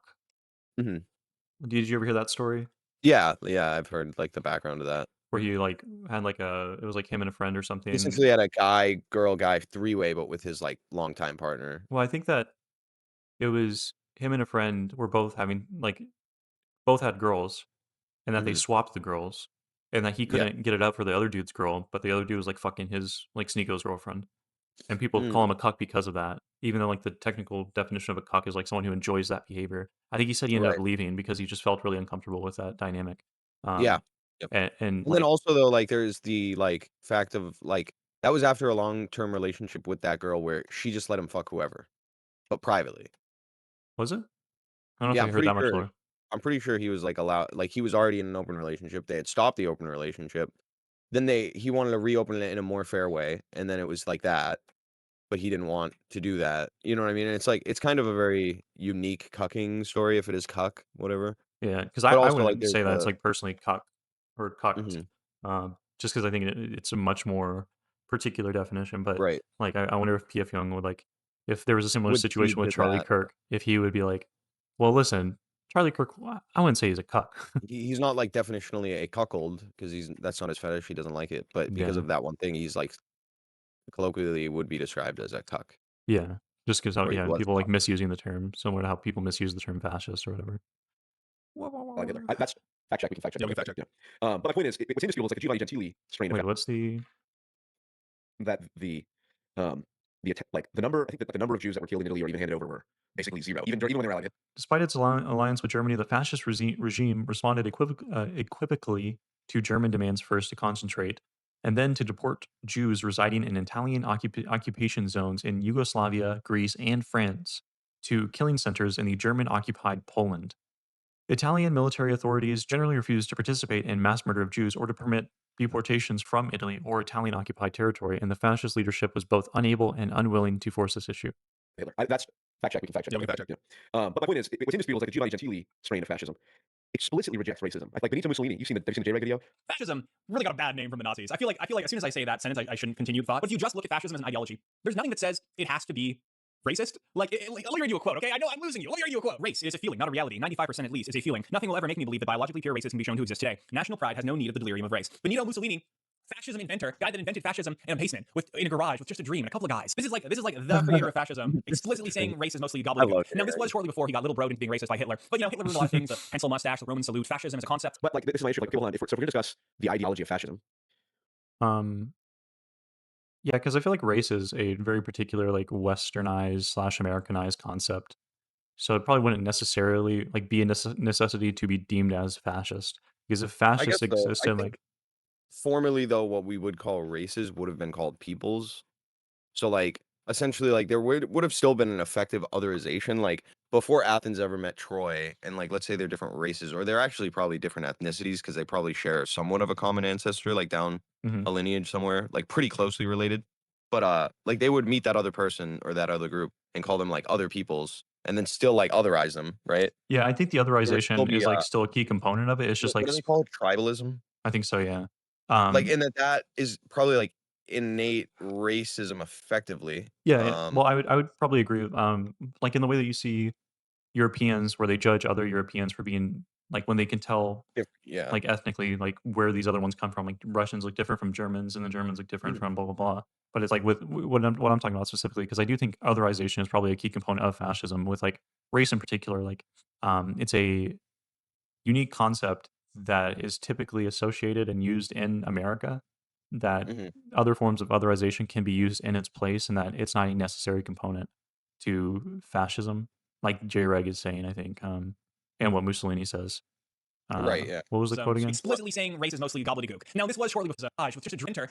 Race, it is a feeling, not a reality. 95% at least is a feeling. Nothing will ever make me believe that biologically pure races can Yeah, be shown biologically pure races. to exist today. National pride has no need of the delirium of race. Benito Mussolini, fascism inventor, guy that invented fascism in a basement with fascism before he got liberal Roman. the ideology of fascism.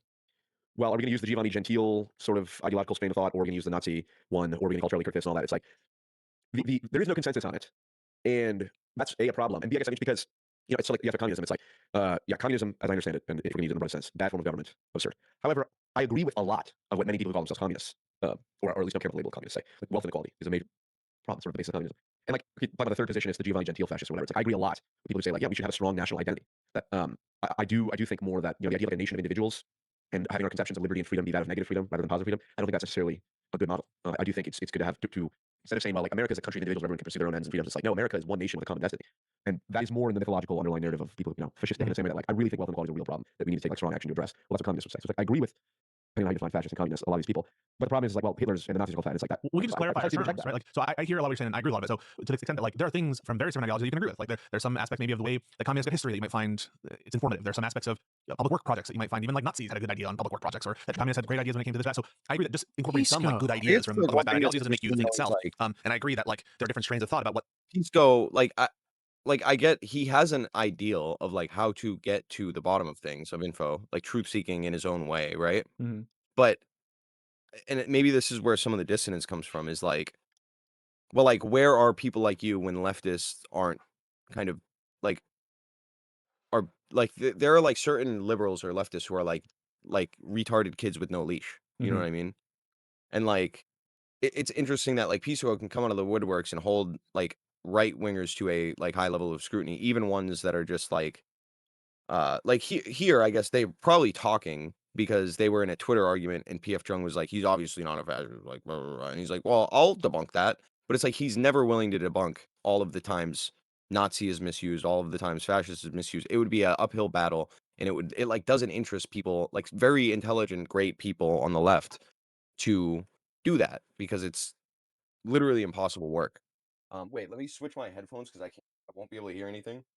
I was saying, You're talking about like where are these people at whenever yeah, like it's liberals, like like sensible people like Pisco. obviously, yeah, he has no interest in like I guess like representing his side of the like ideological aisle beyond like one upping. Like I almost respect satirists more, right? Than like somebody who's just gonna be there to like dog check a right winger. When like obviously like one of the reasons the right wingers or like why is there a dissident right? And why are they even called that? Like, um, they're clearly salvageable people who, like PF Jung, could meet. I guess also I was kind of going off on this type of a tangent with the Kirk thing, the idea that him and another, either more in the libertarian aspect or the economically and like the wealth inequality as a problem aspect, that PF Jung, a libertarian, and Charlie Kirk could all agree, and PF Jung could like cede a lot to like a far leftist communist type person. Like they could all be in this space where they agree, but they choose to participate in like social rituals that are like destructive to that coalescence of thought. Um, And I think Jung is actually he might be like less rhetorically effective or intelligent, but he's actually better at coalescing thinkers than I think Pisco is really good at looking like a snobby, like standoffish, like someone who doesn't even like you. And like he never really I feel like he struggles more to make and maintain these arguments or like these arguments into friendships. Actually, that is interesting because they would probably actually agree on a lot though. But I think also Pisco and Hutch. that Hutch would also probably agree with Jung a lot. Like I feel Uh, like I get the sense of him being I mean, I guess he's definitely gung ho on the like Trump is a fascist shit, right? Which is true, but I mean like I do think I guess I'm gonna redefine woke now. I'm gonna call it Vogue with a V because mm, it's like German. It's but somebody is woke to this idea of like the left sort of trouncing on the right too much or being too aggressive and creating a new right wing movement in a way. um, Um, I guess like with um, like I would imagine both Pisco or sorry, not Pisco, Hutch and Jung are like Vogue, but like Pisco's not Vogue yet. I would just be curious, like because you talk about like you don't think that Pisco is really um what's the word, like he goes against the right like Mhm. too much. But, like, would you have that like or he never is willing to criticize the people on his like, the far left, and become, like, that more sensible perspective? Or Like like the people who leave the people Pisco argues with that sense of like I mean actually that guy's a good example like down there, right? which one? It Connor? yeah, Connor. Yeah. Connor is somebody who like clearly would have been salvageable, but he gets pushed further and further right, like, as time goes on. Um, Um, I don't know, because it seems like he's worked actively with, like, what was it? Progressive Victory or whatever, to okay, yeah. get, like, Democrats elected, because he's Okay, just so disgusted by, like, what's like, going on with right? the right. But Okay. I was gonna say with uh Pisco, or like is there like a reason that you would like talk about him in particular, but um with like Kirk, who I would say does like similar things in terms of like who he speaks to. Like he speaks to a lot Yeah. of I don't know, I guess that's, I guess, difficult to reconcile, like, yeah, I think Kirk d exhibits that behavior a lot too, for sure. but I'm not to say But he that's like also necessarily goes a the bad other way. No, well yeah, it's not necessarily bad. I think but he goes both ways, like, he can be I would say, like, there are conversations where Kirk leans way more into, like, compassion with his debate partner than Pisco does, but they're both capable of both, like the sort of malicious rhetoric and the peaceful rhetoric. You know what I mean?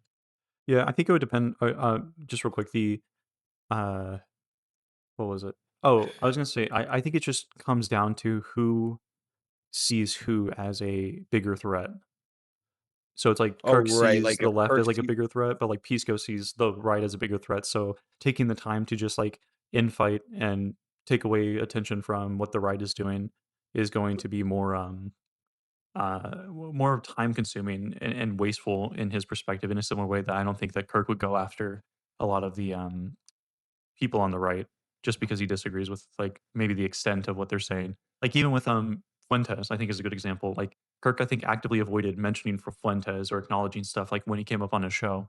And it's probably because like he just doesn't agree with it, but he doesn't want to spend that time to disagree with him um, and either give it attention or uh, I don't know, just take time away from the left or critiquing the left. Yeah, I guess like so like at the end of the day, Pisco has media goals, and like Yeah. he does need to lean on a like caricature media like figure, and like where he finds success is like winning debates, and like he's gonna win debates with people he disagrees with. I don't think he's like a devil's advocate type of arguer. So I see that. Well, I not, definitely think like, Sorry, what? no, you can go. Well, sorry, devil's. Did I use that right? Yeah. Yeah, he's not a devil's advocate. So he typically doesn't just argue a point he doesn't believe. That's what I meant by that. Yeah. So like a good He example. typically finds people he disagrees with. Sorry. Yeah, a good example is like you remember how I was arguing against him on the CBP stuff with Hassan? Mhm. Like I think he genuinely believes that Hassan was detained for like improper or illegal reasons, I um I think he just sees it from the lens of the Trump administration is so egregious and the threat that it represents is so horrible that he's willing to stake out such a position and reinforce it and whatnot. Like it's not like I don't think he is bad faith or anything about it. Um, but there is like another example. Advocate in that case. Not in the best interest for. What is it? But he did argue devil's advocate in that case. Um, did he? I don't think he did. I think he just Oh, genuinely believed that Hassan was. But I was gonna say the conversation that he has with this guy who is a MAGA Welcome, Viva. Thank you so much. I know it took a little bit of time lawyer Thanksgiving week to get back together, is but I'm really so happy that interesting you, because one of the conservatives I most like because I doing. think Pisco generally is like pretty personable. It's just usually when I think when you see stuff or when I show you stuff or whatever, like he's like very like in the debate or whatever. But like when he speaks to them, Engage with, and most, willing to engage with people who um, think differently, even yeah, though I think we have massive differences of agreement. I think energy. You know what I mean? yeah, Like you know the whole like he'll do this thing where he kind of like he always has the quarter angle, right? This thing. mhm. And he'll just kind of be like a lot like while talking and formulating, and it is like this show of disdain. You know what I mean? This like Maybe I wouldn't be like I'm not like he's doubting. more upbeat and smiley here than he is talking to PF Chung. Like I guess one of the things we like run back PF Chung argument 10 seconds and play it with no audio, and like as long as he's the one talking. A lot of like no, a lot of like looking up, a lot of. I mean, it's not that unfriendly, but it can come off as a little bit more unfriendly. Yeah. And this is also like the beginning of the conversation too. Yeah. But it's been a I'll long one. I really appreciate you play coming this by. for I got just some a questions. second. I see you on Where, Twitter getting into it with certain people. I have and some. also this guy's like Wait, pretty. I need to What? turn this stream because earlier we were watching those quiet kids on Roblox. Oh yeah. It's just loud. Okay, play it again real quick. I want to do the follow up, but yeah, let's get into it. And This is first of all, sorry, see, the word Test, conservative test, and test, Democrat, test. I go with red pill or blue pill. Okay. Or a bit louder. I think this guy is also like pretty busy, so he has like more of a time constraint. So he's trying to be respectful and not like throw him off or whatever. parted and In not. that I mean, this sense. is where I'm going at this point in time. Depending on I'll what be you believe, you might be mentally deficient in a political or intellectual sense. You got to be careful with that, Viva, because Trump called Senator Governor Walz a serious libertarian, and it lost him a vote in some state senate somewhere. Did you see that? You know what? Oh, I saw that, and it's quite hilarious. The funny thing is, I called out. I don't know if I called out the guy who said he wouldn't vote for, he wouldn't do the gerrymandering anymore because Trump used the word. There was a journalist who says it's terrible. As a human being, I object to the term. And I'm like, I go through that guy's Twitter feed. He uses the word imbecile and moron, and those are both words which are clinically on par with. So if you think you're morally righteous to say I object to the term, but I use dumb, stupid, moron, imbecile, what's some other ones? You're a hypocrite. Congratulations, you just want to feign moral outrage so that you can use certain words to insult your. If telling the people just to follow the law is nothing outrageous, well, telling someone what the legal consequences are for seditious. I think it might have been here Because actually. it's stupid virtue signaling rubbish from a bunch of liberal hypocrites who like to, they like to thank the people that they've exploited for their unwilling sacrifice while doing nothing to help them. So yeah, I don't like hypocrisy and I don't like virtue signaling. And if I'm ever guilty of it, I want someone to call me out and I will acknowledge it if it's true. So let's get into it. I want to respect your time, and I want to get into the meat and potatoes here. This is the kind of structure I want to see. And if you have questions, if you have any objections, let me know. I want to approach the first half of our discussion, taking the view of MAGA with respect to Trump's second term. So sort of onboarding some of the principles and seeing by MAGA's lights, do you think that Trump, how do you think he's doing in his second term? And then later on, after that, we can sort of take my affirmative liberal critique of it, and we can see what you think of that. So what do you think about that? Yo, go ahead. All right. I know I shouldn't do it. I'm gonna go to your live chat and see what people are Oh, saying. sure, yeah. Just don't get too triggered by them. They'll say some. Listen, you guys say some shit about me, you know. The immediate second I do, they're gonna call me all the Sanders stuff. But let me see. Hold on, so I share the list. Okay, go for it. I'm gonna get back into it afterwards. Trump is fucking up. We elected him in order to stop the corruption, to drain the swamp, and he's not doing a good job. Number one, he's getting distracted on shit that doesn't matter, that no one asked for. Number two, when it comes to the corruption cases we care about, like Comey, Letitia James, etc., he's putting incompetent people who are screwing the pooch, not doing things fast enough, letting the clocks run out, procedures get in the way, and they're not doing things basically in a competent fashion. Number three, to some extent, he may be complicit. He's either complicit in his personnel decisions, refusing to fire people that he needs to fire, or in with the Epstein files, unexcused reasons of why he's delaying certain things or performing sort of horribly. And he's focusing too much like on foreign policy and that kind of shit. In other words, it's getting in the way of the core MAGA goal, which was to out the corruption, get rid of it, and drain the swamp. He's not doing that. The same kind of inside interests are allowing running roughshod across the administration, and to the extent that he's trying to do stuff, it's all being sort of ruined by incompetence. Your thoughts? Well, you sound like a. So that's basically what I was like bringing up here in response to like what you were saying. Not like as like a like oh I owned your ass because I showed an opposite thing, but more just like the devil's advocate or like peaceful kind of like amicable approach that he has like conversations with people that are very very disagreeable. It's like even like both sides or devil's advocating the perspective of a standard MAGA person prior to this administration, and then going into it like their expectations versus what Viva Frey's expectations are, um, or were, and how they're meeting up to what Trump is actually doing.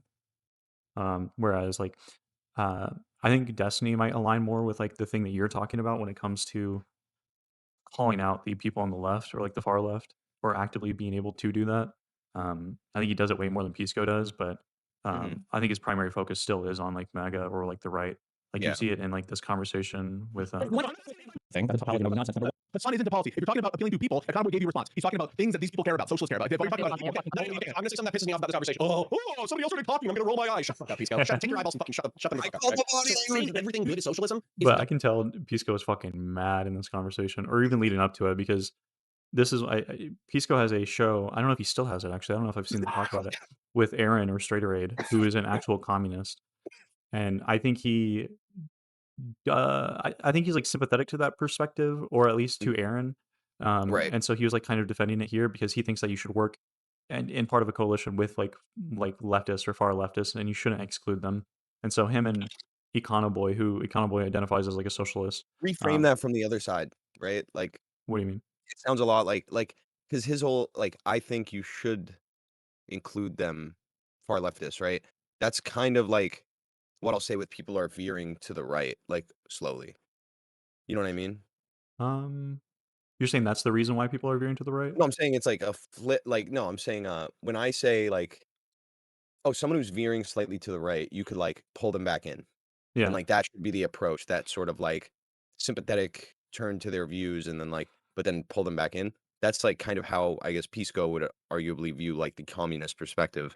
And there are probably people like Jung who would view I guess maybe I'm getting Connor points mixed up with Sargon of Akkad or something like that. Because the beard or Where something. it's like yeah, where it's like pull Sargon of Akkad like closer to the left. And like don't just immediately like, oh, it's Sargon of Akkad, he's like a racist, neo-Nazi, whatever, I don't know. But that isn't most people's instinct to sympathize with people on the right. It is, in my opinion, and like especially women on the left, like the far left, like communist women, like it's like a kryptonite for someone like Pisco. Like or what do they say? Like, oh, like women will be early adopters to like political movements, and then like if you want to, affect the nation base of to politically move, you target the women first. They're more likely to socially like coalesce and agree, and then they can kind of convince their boyfriends how to think in a sense, right? Yeah. Or like what isn't allowed to be argued about. Dumb as fuck. No one That's said what I'm doing. Yeah, Connor. yeah, no one fucking said that. No one fucking said that shit. Yeah, but we didn't draw me in the chat. You're being an idiot. You're fucking idiot. You didn't say that. No one said that. I have the Oh, and this is Destiny's and Pisco's first conversation back since the Ever. court drama shit. Yep. So it was Wait, and way what was the court drama? That was like with him and the Pixie. Pixie. So this was Pisco coming back to the Orbiter Circle because he immediately like stand Pixie in the. Well, I don't think he made any Straight Raid, opinion. I think he just cut was him it off. also Straight Raid kind of a Destiny target, or was it a Destiny like hookup? I can't. It's hard to like. I think they determine who's hooked the up, bridge burn. but Okay. they're not friendly at all anymore. Like Okay. like part of I think Destiny expressed frustration that Straight Away gets to like face no accountability from her involvement with like the situation and leaking text messages to President Sunday about the Pixie situation, and then President Sunday releasing the initial revelation or whatever the fuck. But Yeah, then you should she's have like done that. allowed back into the space despite He could have been so based. but with Pisco, like he just didn't really say anything. He just kind of distanced himself away from DGG and Destiny's orbit entirely. So this is their first interaction back, where I think Destiny was going at Econoboy and Pisco for a little bit, because Econoboy identifies as a socialist now, and Destiny was talking about like how you shouldn't The irony. like court the far left because they don't give a fuck about you. They don't give a fuck about the political process or Democrats. So wasting these people wasting time on these people that are going to just burn your entire system down for no reason is just like worthless. Which is, you know, there's actually a minimum wage is socialist. Progressive. What is it? valid argument. I think there's Yeah. a valid argument from the liberal or libertarian perspective to not want to be having like communists. Yeah, fuck the far left. Yeah, fuck them. Taxes is socialist. Firefighters are socialist. Police are socialist. Teachers are socialist. This is the kind of fucking bullshit that is the obfuscation that I'm talking about, where you're basically talking about normie lib governmental policies that are perfectly conducive to a free market fucking state, and you're like, oh, it's just Regular gradation of the bureaucracy. economics. Well, why don't you just go with the right wing definition of socialism, where socialism is when the government does anything ever whatsoever? You're not listening. Oh yeah, because Econoboy was trying to give an example of like a socialist government, but then the example of a socialist government that he gave was like another country that had a Like a like welfare kind of system. socialist policy, or like just one that had like social safety nets or whatever, but it wasn't like truly socialist. So then that's why Connor is like, why don't you just use the far right definition, where socialism is when government does anything ever? Like that, you're basically doing that now because there's no point. Give it to Pisco and Econoboy to respond. Yeah, so Econoboy specifically didn't say that. I'll let Econoboy, but you're just not listening. But I want to talk. So just to be clear, again, I'm grounding everything that I'm saying in the actually existing people that call themselves socialists and call themselves very, very progressive. Now, if I could just finish, Connor, all the bullshit about interrupting. So, okay. Well, you interrupted, so just give me a second here. I'm grounding this in the actually existing people that call it socialism, that call it whatever, very progressive capitalism, or very I'm going based off, well, yeah, because I'm going off of the fucking definitions of shit. Yeah, absolutely. Okay, so healthcare is not a basic human need, but food is. All you're arguing is that healthcare is. I'm asking a question. I'm actually asking you a question. Is food more of a human need than healthcare is, as you're seeing it? Yes, absolutely. Okay. All right. So I think that's cooked. I think that's cooked and arbitrary. Wait, I gotta ask. You think that healthcare is as important as food? No, I think food is more important than healthcare. Okay, so you agree with Connor? I don't know why you're doing Connor. No. You're cooked in that I would consider. I mean, most people consider in basic human necessity need healthcare as well as food. Not that food is more. You asked him which was more important. Did I miss that? Hold on, wait. He asked which one was more important. Did he say both important? Which is more important? Okay, he did. Is it more of a basic human necessity in the sense that it's a separate category of thing? That there's separate categories that food is a basic human necessity in a way that You don't need to. You're trying to bail yourself out. It doesn't make sense. Is something more of this in a category, or is it just in a category? Is it more of a car? No, let's get a car.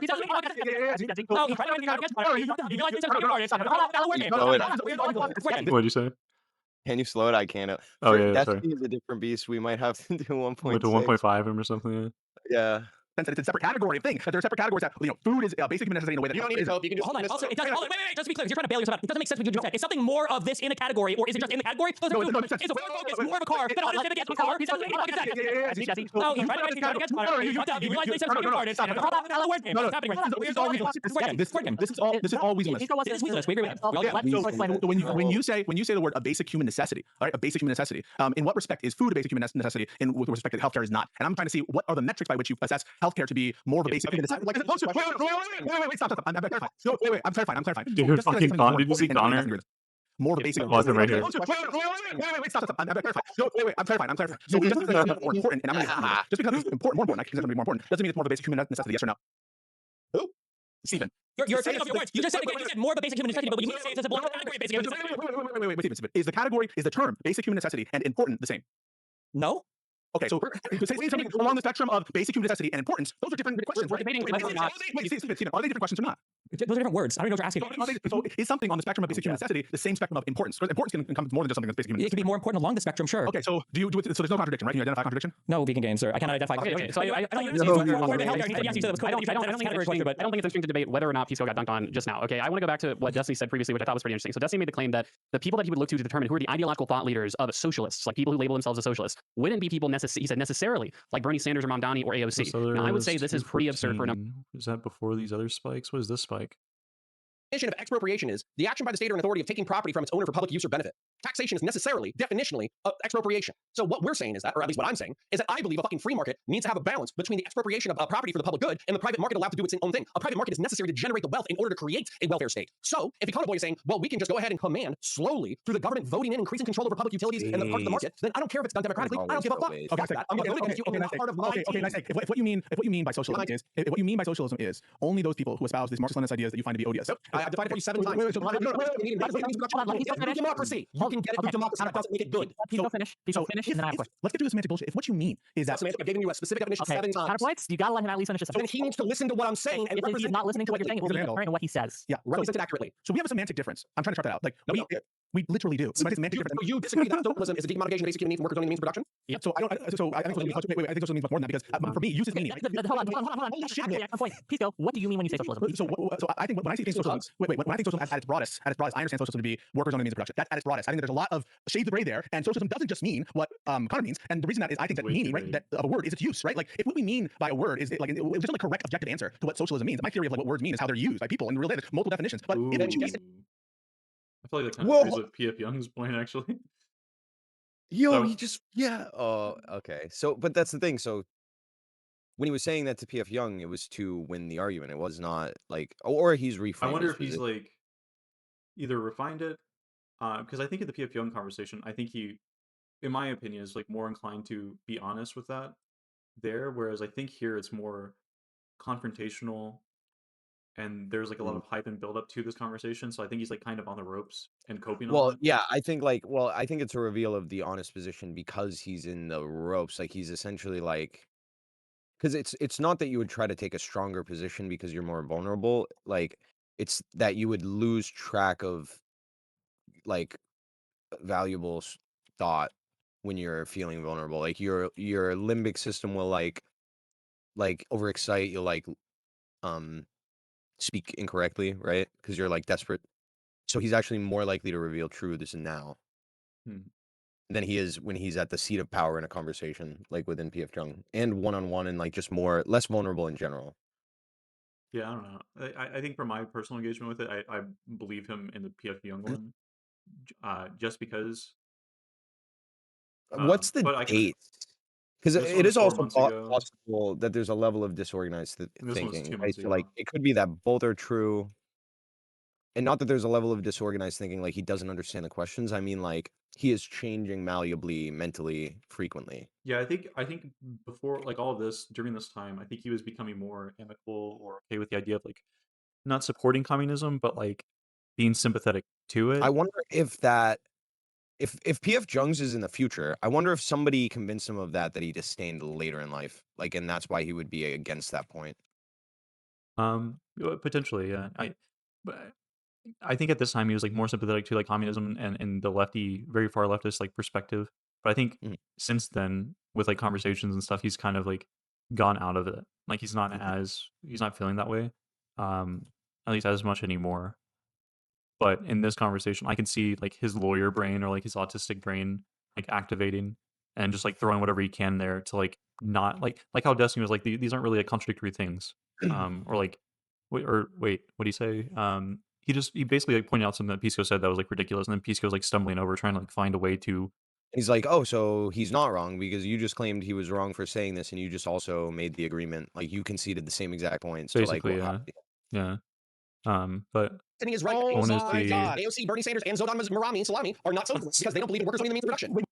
This is question. This is No a one's question. talking about. I just have to ask a question. Pisco, do you think that there is any utility in gatekeeping a label? Yeah, sometimes. Can Yeah. So if you want to gatekeep Democrat or liberal as a label, do you think that it makes sense to say, hey, we can have a show, we can have you on it, but if we're going to call ourselves liberals, I think this works surprisingly well in conjunction with the P.F. Young we can't be on video. it because we only accept liberals. That could be for the socialist. wait, that's a different question. So the answer is, if the show is called Live and Learn, I don't have a problem. I don't have a problem in theory with you having a non-liberal be part of the show, Live and Learn. And that has to do more with like, I don't know, your artistic consistency or your title being consistent or something. But the question is fundamentally different. The question is, would it be your preference to kick off people who have that label? Not would we want them to change the label? That's not the question. The question is, should we even let that? When I don't hear, of course, the Connor's preposterous strawman mean that like legally take away their right to legally. Yeah, so he's like, Answer the question that way you can't accuse him of being a white blood cell because he wouldn't have any fucking evidence for it anyways. Answer his gay little question. So no one here is talking about. First, I like heteronormative language. It's really distressing. I love heteronormative. I like heteronormative language. It's distressing. But just I like misogynist language. I use it all the time. I also like misogynist language, please.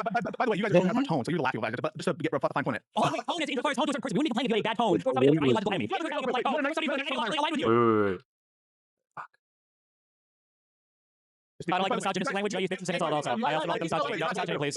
By the way, you guys are throwing out about tone, so you're the last people. But just to get a fine point on it. Hold on, wait. Tone is in regards tone to a certain person. We wouldn't be complaining if you had a bad tone towards somebody that was your ideological enemy. If you have a polite tone towards somebody that's ideologically aligned with you. Do you agree? Did you agree that you had a nice tone with Myron Gaines? It's nobody will come out of that. Yes or no? It is a You agree combative to get a nice tone. tone? Nobody will come out of that conversation. I remember this point. Hold on. It's nobody will come out of that. Yes or no? It is You a agree combative to get a tone. nice tone? Nobody will come out of that conversation. Tone is more than just your like actual timbre of playing voice. footsies, were you? Hold on. How many people would come out of that conversation thinking, "Wow, Destiny and Myron seem to agree on quite a bit"? And how many people come out of my conversation and think, well, Because you knew how intelligent you were. Oh my God! Exposed in 8K, 120 FPS, fucking 120 frame rate, 240 refresh on monitor, broadcasting live, all of the world exposed. so I'm saying if you watch the actual thing and listen to the words being said, he was gonna bring up like how many people do you think came away from that conversation and think that I agree with straighter aid? No, It is a combative tone. Nobody will come out of that conversation. Tone is more than just your like actual timbre of voice. Hold on. How many people would come out of that conversation thinking, "Wow"? Oh my god! Whoa, what the hell? My bad, How many people would come out of that conversation thinking, "Wow, Destiny and Myron seem to agree on quite a bit"? And how many people would come out of my conversation and think, well, Stop him. You could see him fucking his eyes as he's saying it, and he puts his hands up too. Like, People would come out of that conversation thinking, "Wow, Destiny and Myron seem to agree on quite a bit." and how many people would come out of my conversation and think, well, oh my god! In 8K, 120 FPS, fucking 120 frame rate, 240 refresh rate on monitor, broadcasting live, all the fucking world exposed. No, I'm not backing off.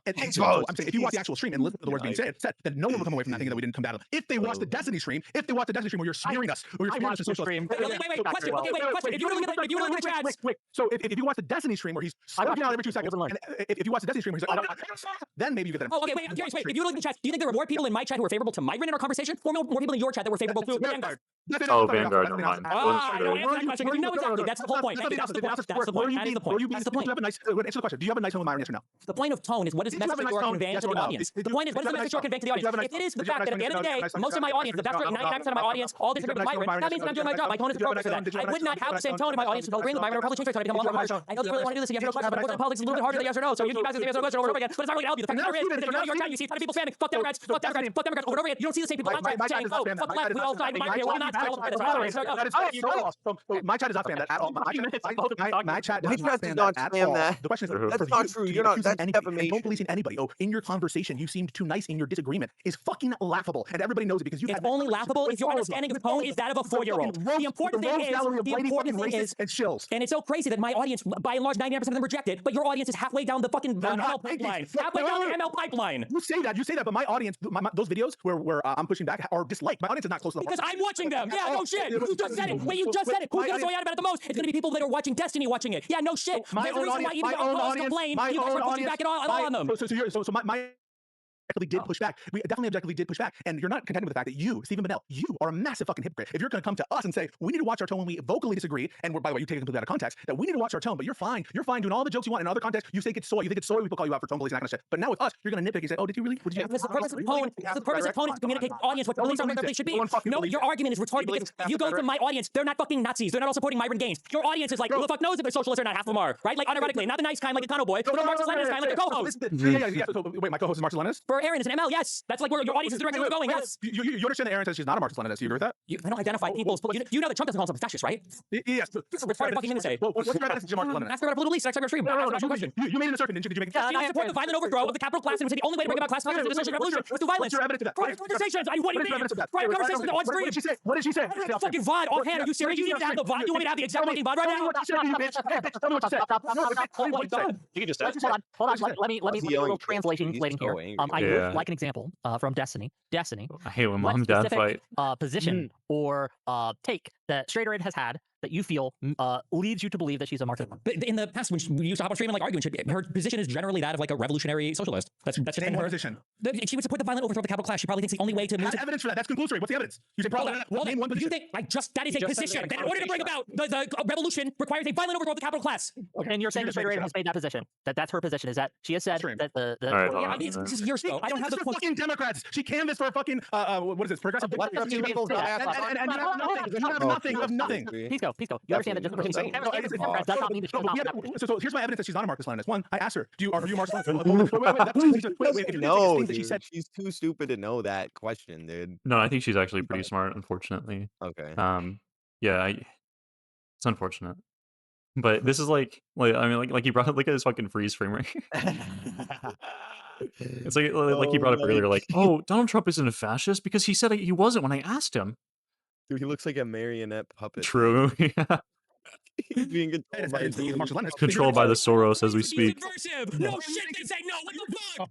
Okay. Holy shit. Like that's the whole argument with like Hassan is like he's intentionally being subversive, and he explicitly has said as much in like these like quieter conversations on podcasts that he's had, where his goal is to infiltrate basically like Democrats and Democratic media so that he can shift people over to like the communist perspective or sympathetic perspective. She openly says it or she doesn't say it? No, she advocates for the policies and positions that a Marxist-Leninist would, like the need for a vanguard party. You retract this claim that you just made.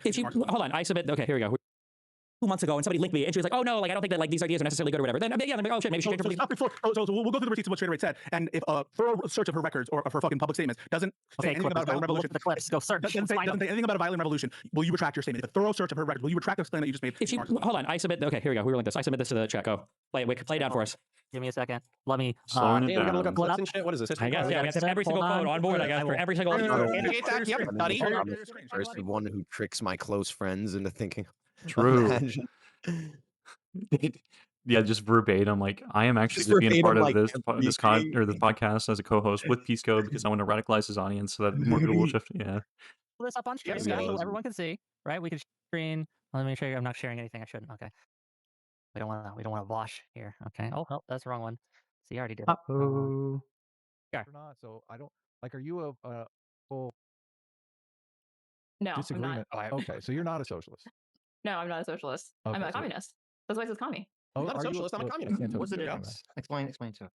I actually feel like mainstream people who call themselves socialists are actually communists, but they're too scared to say that they're communists. So they call themselves socialists because right now that's kind of like what cultural zeitgeist is permissible of. Yeah, that's it. Yeah, we're good. Okay, I'm good on that. I'm good on that one. I'm good. I'm ready for a piece to soy out for the next 5 minutes. Hold on, let me ask.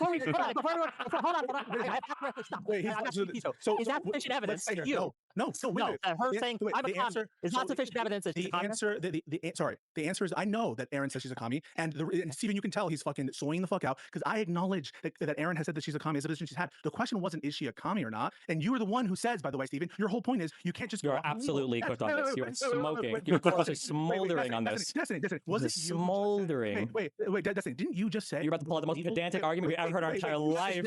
Destiny. She said, I think socialists are too scared to identify as communists, implying that it's a more radical position. But go ahead, yes, go ahead, save us. Yeah, what do you got? Yeah. Did you just say before that you should not take the label to be indicative of whether that person is the thing? Did you say that? I said it's not necessarily. It doesn't mean they're not, but not necessarily. So for instance, when she labels herself as a communist and then she supplies additional argumentation saying, I call myself a communist because I think that most socialists are too scared to even call themselves that, that would be an additional argument for the label. Steven, I just one more question. Yesterday, did you say that all socialists are communists? Yes or no?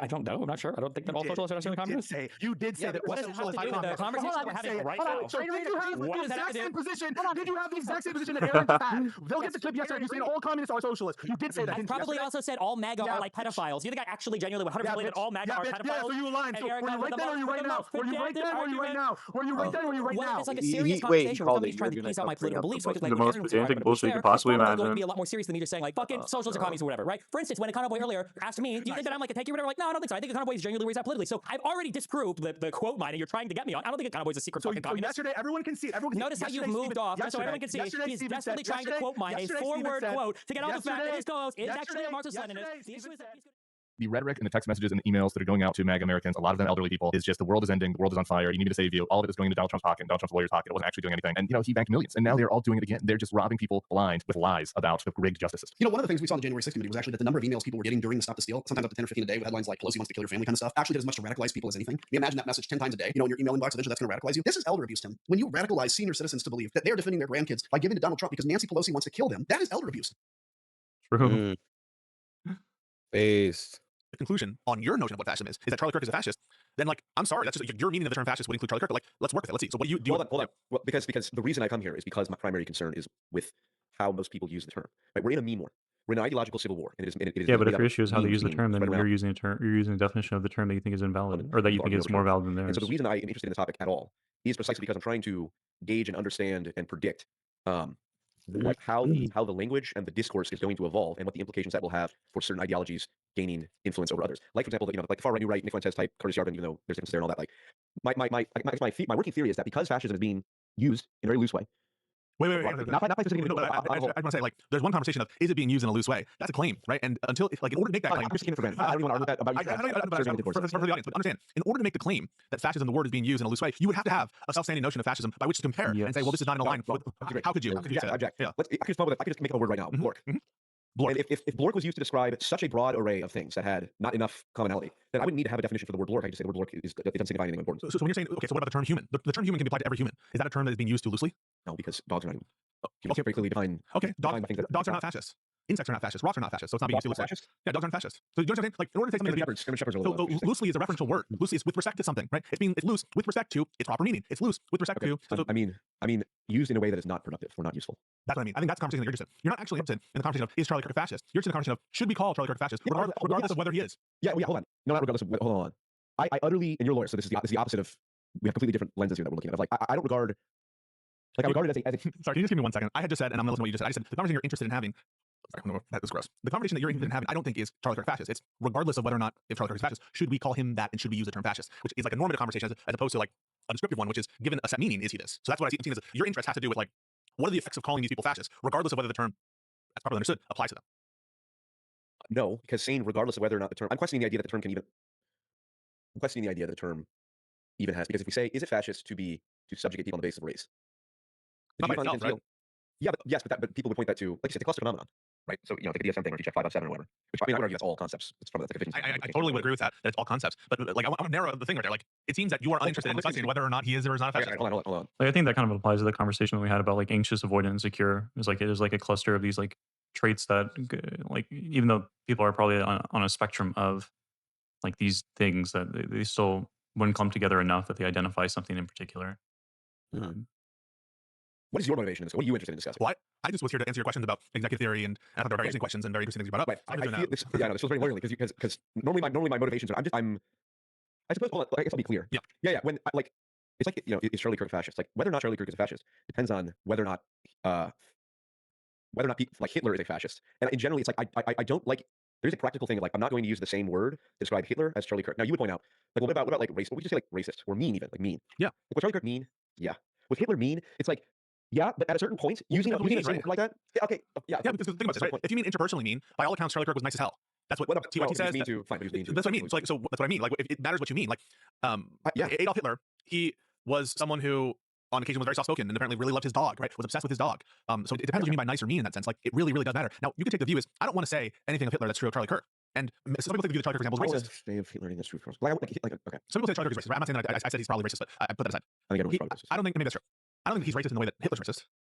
Or you could say something like this, like you can, I think, a strong argument that there are some black nationalists who are racist as fuck, or that Malcolm X said. But he like definitely, I feel like it was at least in support of people who would like misuse that to be like by that, I don't know, like, but if everybody's racist in Pisco's worldview, is everybody bad? Like, you know what I mean? I don't think so. I feel like he would have supported saying like, oh, racism is inherently like bad, like very simple definitions. I think he would say that. like maybe like racism is bad, but like not racist inherently. Like just because they're like. When you experience racism, it's like a negative emotion, but people who experience it at varied levels of frequency, we might recognize it doesn't make them like evil. Yeah, kind of like by that logic, I feel like everybody's grandparents are probably bad people. Like if you are to go with the idea that just because you're racist, you're bad as a person or whatever. But I think it's like really hard, at least for me personally. It's probably a lot easier for other people that outwardly say they hate people or label certain labels as like inherently bad. Like it's really rare for me to label somebody as like a bad person, even if I like really, really dislike them. Things that were super, super racist. Like I'm probably like more not sympathetic, but like understanding of like why somebody's like racist or why somebody feels negatively towards like women or whatever else. Like I'm not gonna think that they're bad people because of it. But do I think they're racist in the same way as Hitler or racist in the same way as your average Southern Democrat in the KKK era? Probably not. So there can be a great deal of additional conversation to clarify what we mean by terms. And maybe you're frustrated that's not happening when people just throw around the label fascist. Yeah, that's part of it. But like we put out racist, like that's precisely why I think the term racist is lost. Like calling someone racist means absolutely nothing nowadays. You can just ask people what they mean by the term. It's like if you're in a conversation with someone and you say like, "Hey, when you call Charlie Kirk a racist, what do you actually mean by that?" Let me. You know who Alex O'Connor is? Yeah. I have to look into it more, but he puts forward a theory of knowledge called motivism. Maybe that's his, I think that's his moral outlook. Moral philosophy, right? Yeah. We're like, boo. What is this thing? It's like if you don't like Hitler, you say like boo Hitler. It's like, is boo Hitler a true statement? It's like no, it's an expression of a sentiment. And it's true that you might feel that way, but like you can't logically parse boo Hitler because it's just like it's an expression of emotion. You're saying he's taking the view that moral propositions are not truth out. Correct. And so I subscribe because we really understand that aligns with my sort of pragmatist view of language and morality. And so that's why I have an issue with it's like when people say someone's a fascist. they don't. The people who are calling Charlie Kirk a fascist, besides not you, the majority of the people, the majority of the discourse that is going on amongst the normies or the moderately politically engaged people, they are not calling people fascist because they meet a set of criteria. They literally mean fascist equals enemy, fascist equals bad person. It's like it's more of an emotivist expression. I believe, and I'm saying and I'm taking this assumption. I don't want to argue about it. I think it's good to disagree. But like I'm just taking that based on my observation that is how the word is being used. And I think so it would be my also interesting if you went to a conversation with somebody who's on the right or notorious for being on the right, and then asking them the same questions but flipped about like communism or something else that refers to like lefties or liberals, um, and saying like, well, typically when people on the right are describing these people, they're not describing them as they're saying That's true. communists just very like frivolently. Like they don't seem to know what communist even means or to apply it correctly or even care to apply it correctly. Like I'm curious how that conversation would look and who he would choose for that conversation. Um, yeah. I agree that we do need to have a discussion about like the definitions of fascism and the Giovanni Gentile versus the Nazi biological fascism and all that stuff, biological racism and all that. And it's just like that's what I'm generally interested in, and I'm in lawyer mode now defending myself. You know, I'm not like I don't even know what I'm arguing. I'm telling you. Yeah, let's take a step We back. talk about Charlie Kirk. We Yeah, talk about Charlie Kirk. well, let's take a step back. So I kind of view the conversation in different ways, right? Like I'm personally I interested. noticed that. Just like you're talking to Jordan Peterson. Sure, yeah. I kind of see there's a conversation about like what is fascism? Is it being misapplied I wonder what Darnell thinks of P.F. Young, or if he's watched anything from him. by the left or by Democrats or by this or that? Sure. That is a conversation that fundamentally relies on what the meaning of the term fascism is and how people mean it when they use it. That's number one. Like so, the conversation about is the Yeah, label being misapplied I fundamentally relies on. I get what he's saying. But also, so like, I guess because like the early phases of like really bad authoritarianism like stretches or whatever start with like dogmatic rhetoric. There's like probably some people who get the sense the left is like overreaching when they dictate what people can socially do so frequently. And I kind of think like there will even be points where like people who think on the right a little will like kind of just be workshopping ideas verbally and be like labeled and like made to not talk. Like you can't even ask why. You know what I mean? And it does seem like there's a effort to like shut down sometimes the getting into the weeds and like correctly describing things. You know what I mean? Yeah, I wonder how often that is. I don't think there's any way for us to ever know, but I wonder how often that Yeah, is the of course. case. Whenever it, and I'm not saying that to like discredit what you're saying. I'm just saying to Yeah. preempt what I'm saying is that I wonder how many people just like say that or repeat that, and it essentially just becomes like a truism that everybody takes on the face value that like this is the thing that's happening. Whereas like I think Pisco in a conversation that I showed earlier, I think where you referenced like, oh, I think Hitler did do some good things like with like transportation, or like you can say that statement and it makes sense and not be a hateful Yeah. thing. But it's like Pisco and like the way he speaks and what his values are. And I don't think you really see people that are like genuinely calling him like a Nazi or racist or whatever because of that. Whereas like I wonder how many people that are told that they're a Nazi or probably have like bigoted beliefs or whatever else to whatever degree genuinely do like have other adjacent opinions that kind of line up with that perspective that do seem to be more problematic. And I'm not saying like that is the case every time or a lot of the times. Yeah. I genuinely wonder because like he can say something like that, and I don't think he is like a Nazi or would be labeled generally by even by his audience, even if they're like more left leaning as like a Nazi. I don't think Hassan could even say that and then be labeled a Nazi. But I don't know. Right, yeah. Like some people, but that's one of the things too is recognizing that there is like a social hierarchy and like it's like how much do you verbally capitulate to a dogma and then that gains you like a social like a subconscious social credit reputation and that like lends you more credence or less credence to like speak freely that already is like the makings of like of a social dynamic that could turn like sour or like dogmatic um not that it is. And then also I would hypothesize like it's regionally specific. Like that's why people in Portland and people in Boston feel it more, right? Because it like actually happens more here. Yeah. You know what I mean? Like I wonder if Peace goes from the South, like LA or like Texas or I think like he's from New York. I could Arizona. be wrong. From I New know he York lives City. in. I know he lives in New York now, but Okay. I feel like he said that he's lived in New York his whole life. I could be Yeah, wrong. I'm not sure. I'm not sure. But then like what was I gonna say? Like it seems like so I think I started with saying like it seems like there are some people who are like kind of feeling Mhm. that sense of like not being allowed to get into the weeds by leftists who are like essentially misrepresenting ideas sometimes, socially shot down in some way, or like actually like shamed, or like in the most extreme cases, docs obviously like not frequently, or is it like yeah, it's one of those things where it's like people are saying things and they're inappropriate and they don't know how to like necessarily socially navigate things in a way that like adequately represents that they're trying to come off peaceful, So like other people will just like label them as like non-peaceful, right? Yeah, I think that makes sense. I think it's the same reason why in that video that I showed you earlier when I was talking to those people, that I was like emphasizing so much like seems kind of like feminine or like womanly for you to have your opinions or your Mhm. political Yeah. prescriptions dictated by the other. And, I'm not, and it's like very hyperbolic, but I think people need to like instill that in themselves is to have that Mhm. resilience or that resistance to being defined by your opposition. Mhm. On there being some Yeah, fashioned like out of what it means in if terms. these people could like represent their ideas better, in a way that like if people start to trigger them and call them Nazi racist or whatever, they're not just gonna like go with that. They're gonna be like, no, like I am like, I am me and this is my argument. Like you have to respect it. Like how to get the um I would probably that even be out of like you. looser with it, where it's like I don't even think they have to like give a good argument.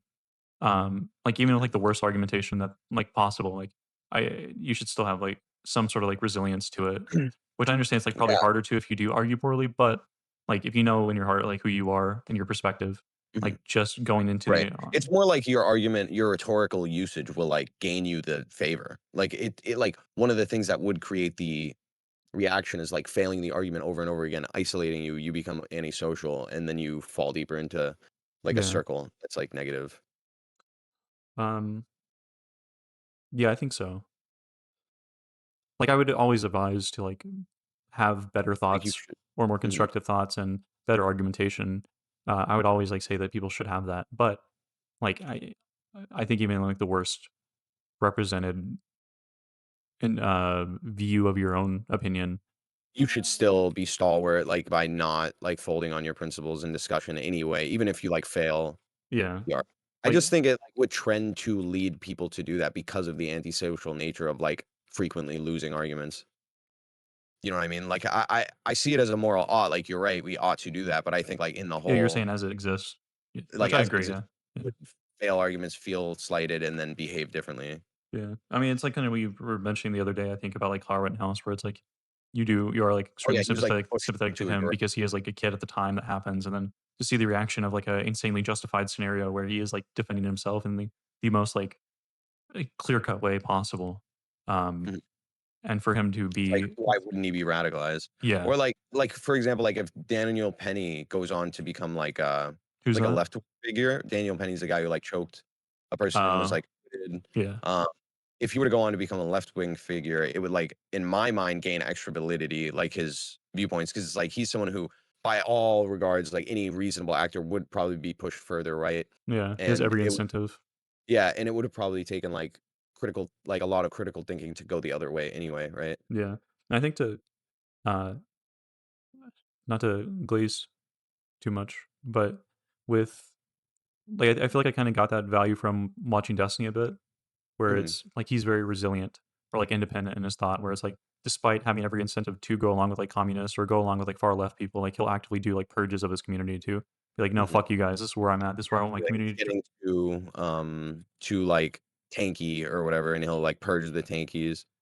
Yeah, or like I know like his antagonism or like his rhetoric is way too inflammatory for a lot of people, but like I don't think everybody should do that, but I still like highly respect that sort of stuff, and that's what I really like whenever I have conversations with people is like the capability of having that rhetoric, um, and not being as concerned about the reaction of it, like going on Pierce Morgan and like doubling down and then arguing with the panel and then arguing on like Twitter and stuff after that, and then bringing Mhm. people on to argue with them or invite or instigate conversations or whatever. Like even though it is like very very spicy and might push some people away, um, it's almost like uh, what am I thinking of? Like whenever you see like a hidden block in Mario, and then you hit it, and then like 100 coin or maybe like Sonic, I think. Yeah, with Sonic, you hit like a block or like you hit something, and then all these rings come out of it, but they're like only there for a certain amount of time, and like you miss a lot of them, but you also got a lot of them. Like the the amount of time that you spent into doing that is already more rewarding because even though you wasted some, um, like you still got a bunch from that you wouldn't otherwise have had. Like I see like the general left or like the general public as being just like the people playing the Sonic levels and going out about it their own way as long as it fits within the amount of time that's available. But with like it doesn't have to be Destiny specifically, but having that antagonistic sort of approach and that goes viral has that sort of effect where you don't get all of the rings, and some might even get away from you. Um, but you have enough that you're catching that kind of like build up like the score in the end. I don't know if that makes sense, but I'm lost a little bit, but um, it's mainly 'cause I'm a retard. no, you're good. It's very lengthy. Like I was talking about the him being antagonistic and not Mhm. being defined by opposition and actively going against his opposition. Yeah, no, I definitely have a lot of respect. That's like, and it's like when you were watching that fucking the last Republican, and I feel like that's kind of how I feel about Gavin Newsom. Like, Hmm. even just seeing a Democrat be like, no, I'm not going to go with like the liberal narrative here on the Charlie Kirk death because it's an insane narrative. Like, to just like mock his death hours after his death, that Yeah. immediately made me gain in a way that I've seen a lot of like more like conservative Boston people kind of be like Gavin Newsom sucks and he's retarded, and I'm like, I just disagree like Yeah. forever because like I've seen him be reasonable like once. Yeah. I think Gavin Newsom is based. I feel like Yeah, there's a coalition building of base liberals or just base people that have like genuine principles that yeah, like and that. it's like for me because I obviously see more liberals that are based than like Republicans. Like, and I'm kind of like rooting for Republicans to not become crazily reactionary, and like I think that there are base like I don't know, I don't know. I maybe I'm swaying more to the left a little. I don't know. Um yeah, I don't know. I feel like there when you speak about it, like there's almost like a shame or something Or there's like attached a to it. mix. It's because there's a mix of feelings here. Like I definitely like I was raised to be a liberal, like I don't know. But I feel like I am pretty uncomfortable with the culture that a lot of the people have. So it's like immediately makes me want to go like, oh well, Do you feel like no. it's almost like admitting fault or something, or admitting guilt, or I like like a loss admitting or being something? wrong to be like in a current administration, like, or at least like, because I guess like my turn towards the right started at like maybe about like 24 or 5, Mhm. and it's like to be in an administration like this would probably make me want to go like, all right, this is the bad, like the right is bad. I should go back to the left. But obviously, then there's like the sunk cost fallacy, I guess, to an extent. Like I would be starting from square one as a leftist again, which like I know I already have problems with, and like how do I reconcile with those problems? Um, yeah, and for my sake, uh, I just want to make the distinction between leftists and liberal. Yeah, yeah, Uh, yeah, no.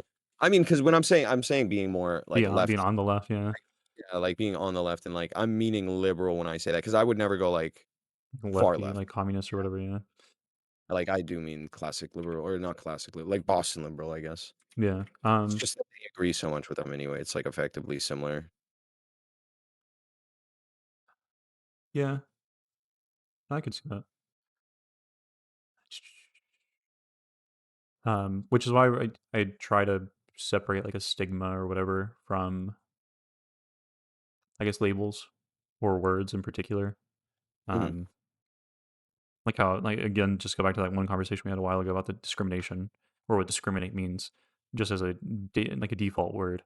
Um, because it does feel like there's a lot of people that are like principled that I like highly respect, like Gavin Newsom, like Adam Mockler, like Luke Beasley, like uh I think Pisco's principled, but I do think he can get like too into it at times. Um, and then It was also, see, I do think he lost the debate, but it was definitely a cool argument. I don't know. Because I guess they have the blood sports like entertainment value. Like, right? yeah, not only the blood sports, but I think there was like genuine, just like frustration in that conversation. Yeah. Like it was like an actual like I don't even know how to describe it. I don't what kind of media. It's almost like Luke versus Anakin, or not Luke, but Anakin versus Obi-Wan. Like that scene Okay. where he cuts off Anakin's legs or whatever, and he's like sitting in the lava or like about to be overcome by the lava. Like that's I hate Pisco. you. Yeah. Yeah. Um, that I think that's how it felt like watching it live was like, oh shit, like then he's gonna do that fucking flip, and then he's just gonna get his fucking shit cut off. Like, uh, like oh, he's doing the flip, aka telling Destiny to find like evidence that like Strader is a Marxist Leninist and has ever like spoken anything about it. And then the slicing part was Destiny having that clip of her explicitly saying she's a communist because she thinks that socialists are like too pussy to admit they're communists, but they actually are all communists. Like that just that just amputated him and left him there for dead as he flew away with like Padme, aka Connor, or I guess Econoboy, and that's in that Oh boy, debate. yeah, it's bad, man. Yeah, I don't know. Yeah, it was a fun conversation to watch, and I do think that Pisco is like super principled still, to his own detriment, I think, at times. But I think centering it around those types of people, like Connor as well, um, is the most important sort of value, and why I really appreciate like the Adam Kissinger, I think is how you say his name, or Liz Cheney. I know Liz Cheney was like really controversial on the campaign trail with Kamala, because you had like far leftists that were attacking Kamala for it, and you had the entirety of the right wing attacking Kamala for it. And it's like, dog, we're trying to coalition build. Like we're trying to actually work together with like people that disagree with us, but have a similar goal in mind to preserve our democracy and preserve our American values, as it's being actually torn down by the opposition. So it's like, yeah, I don't know. Uh, I guess all that to say is that the fuck, what was it? We're talking about the value of having resilience. I Mhm. think like when it comes to like and the example we were talking about was like Destiny and And it's like foundational almost to like there's like the branches of power and like American democracy in general, like to ensure good voting and good public discourse even is like I think people should remain somewhat bipartisan at least enough to the degree that they would like if their team became evil, they would fold on their team. yeah, And like I think one of the weird things about a country so big is that like you can live in two different places and feel like these cultural definitions of like what's good, what's bad, hmm um, and be like valid or invalid in different regions. Like I think it would be valid for like somebody in Portland to be like incredibly like this is very fucked what's going on here. Um, like that's where Chaz was, right? I think so.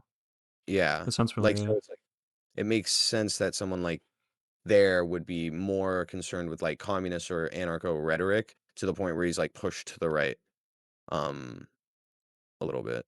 But like and that's him standing on his principles. Like even if he wants to be left, he's like sensing a like negativity coming from the left in his region in particular because we're like a very vast country and like different like these different groups act different in different places.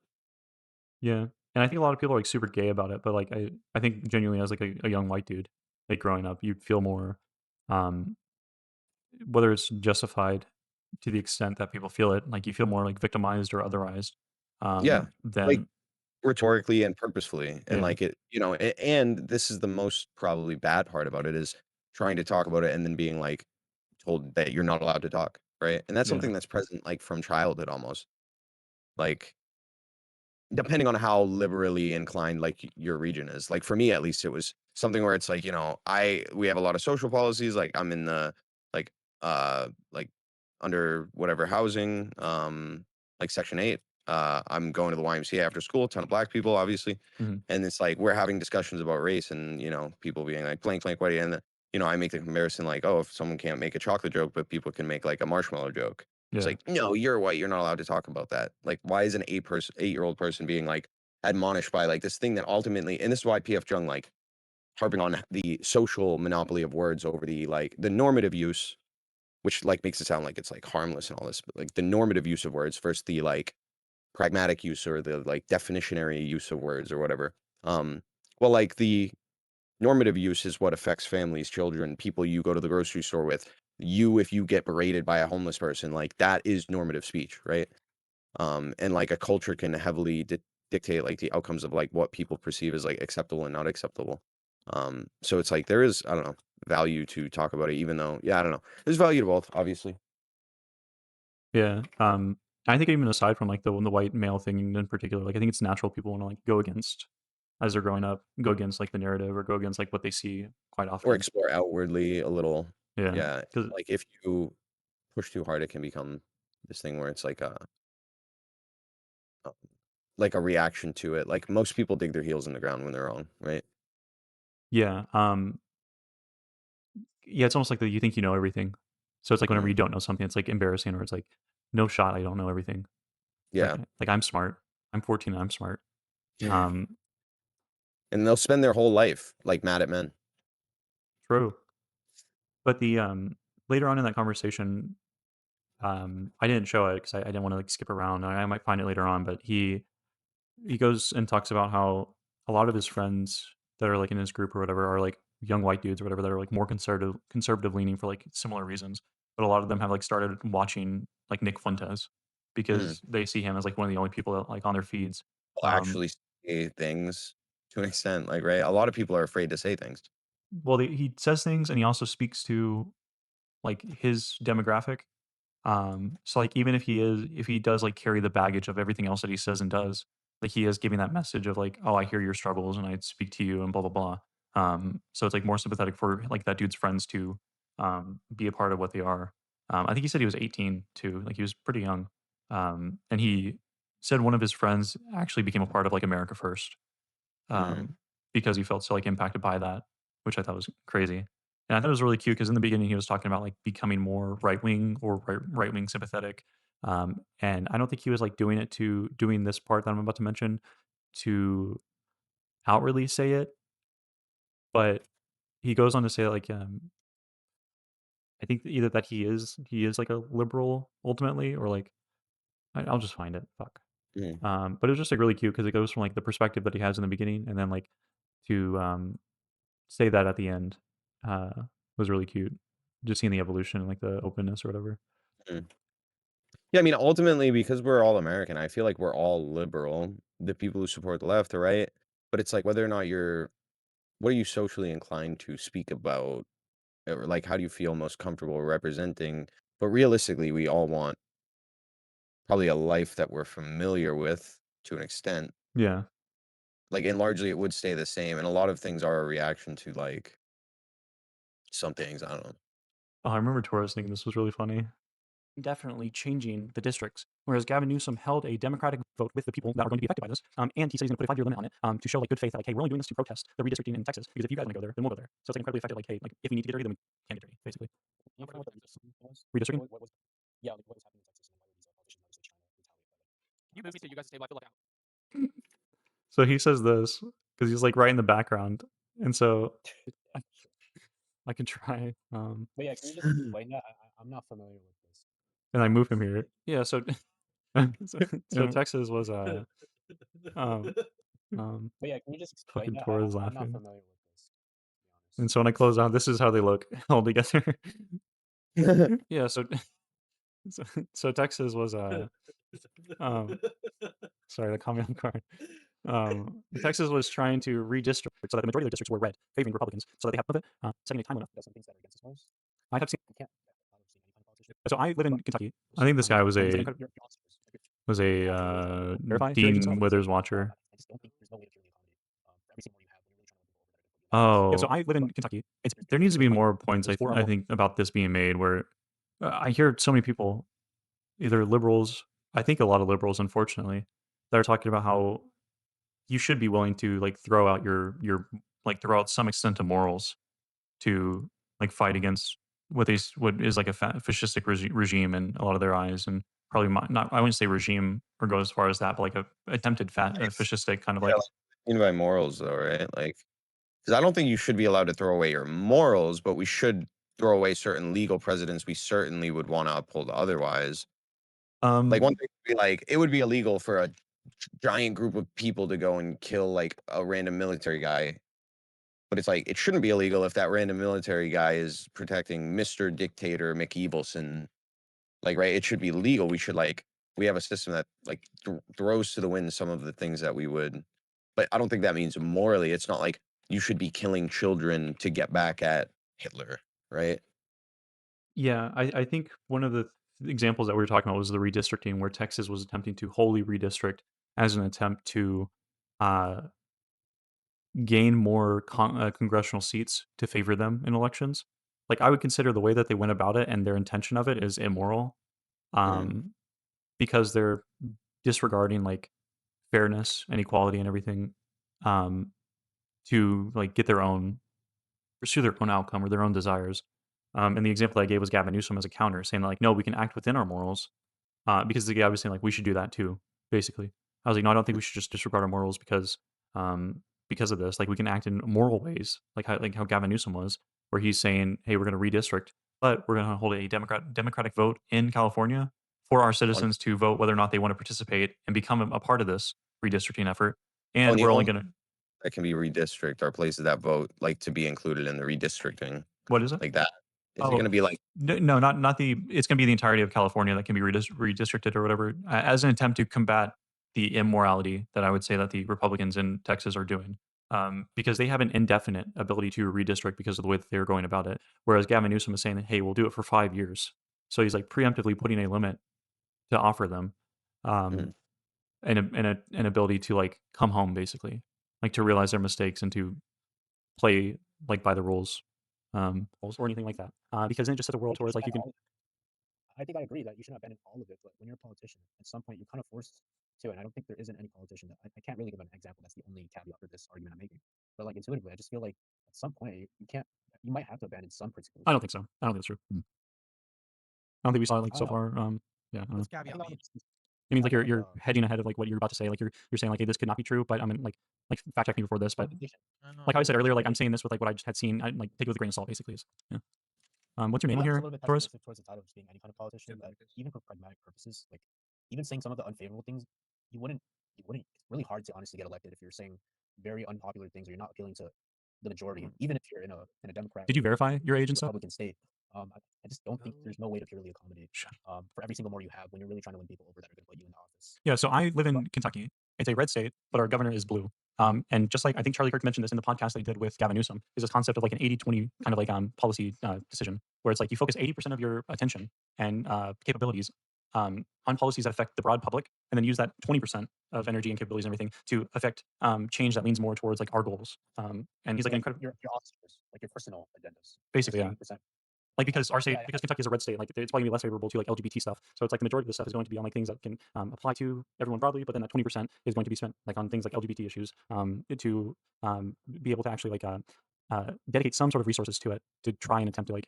Oh, damn! Oh, you got VC banned. That's so tragic.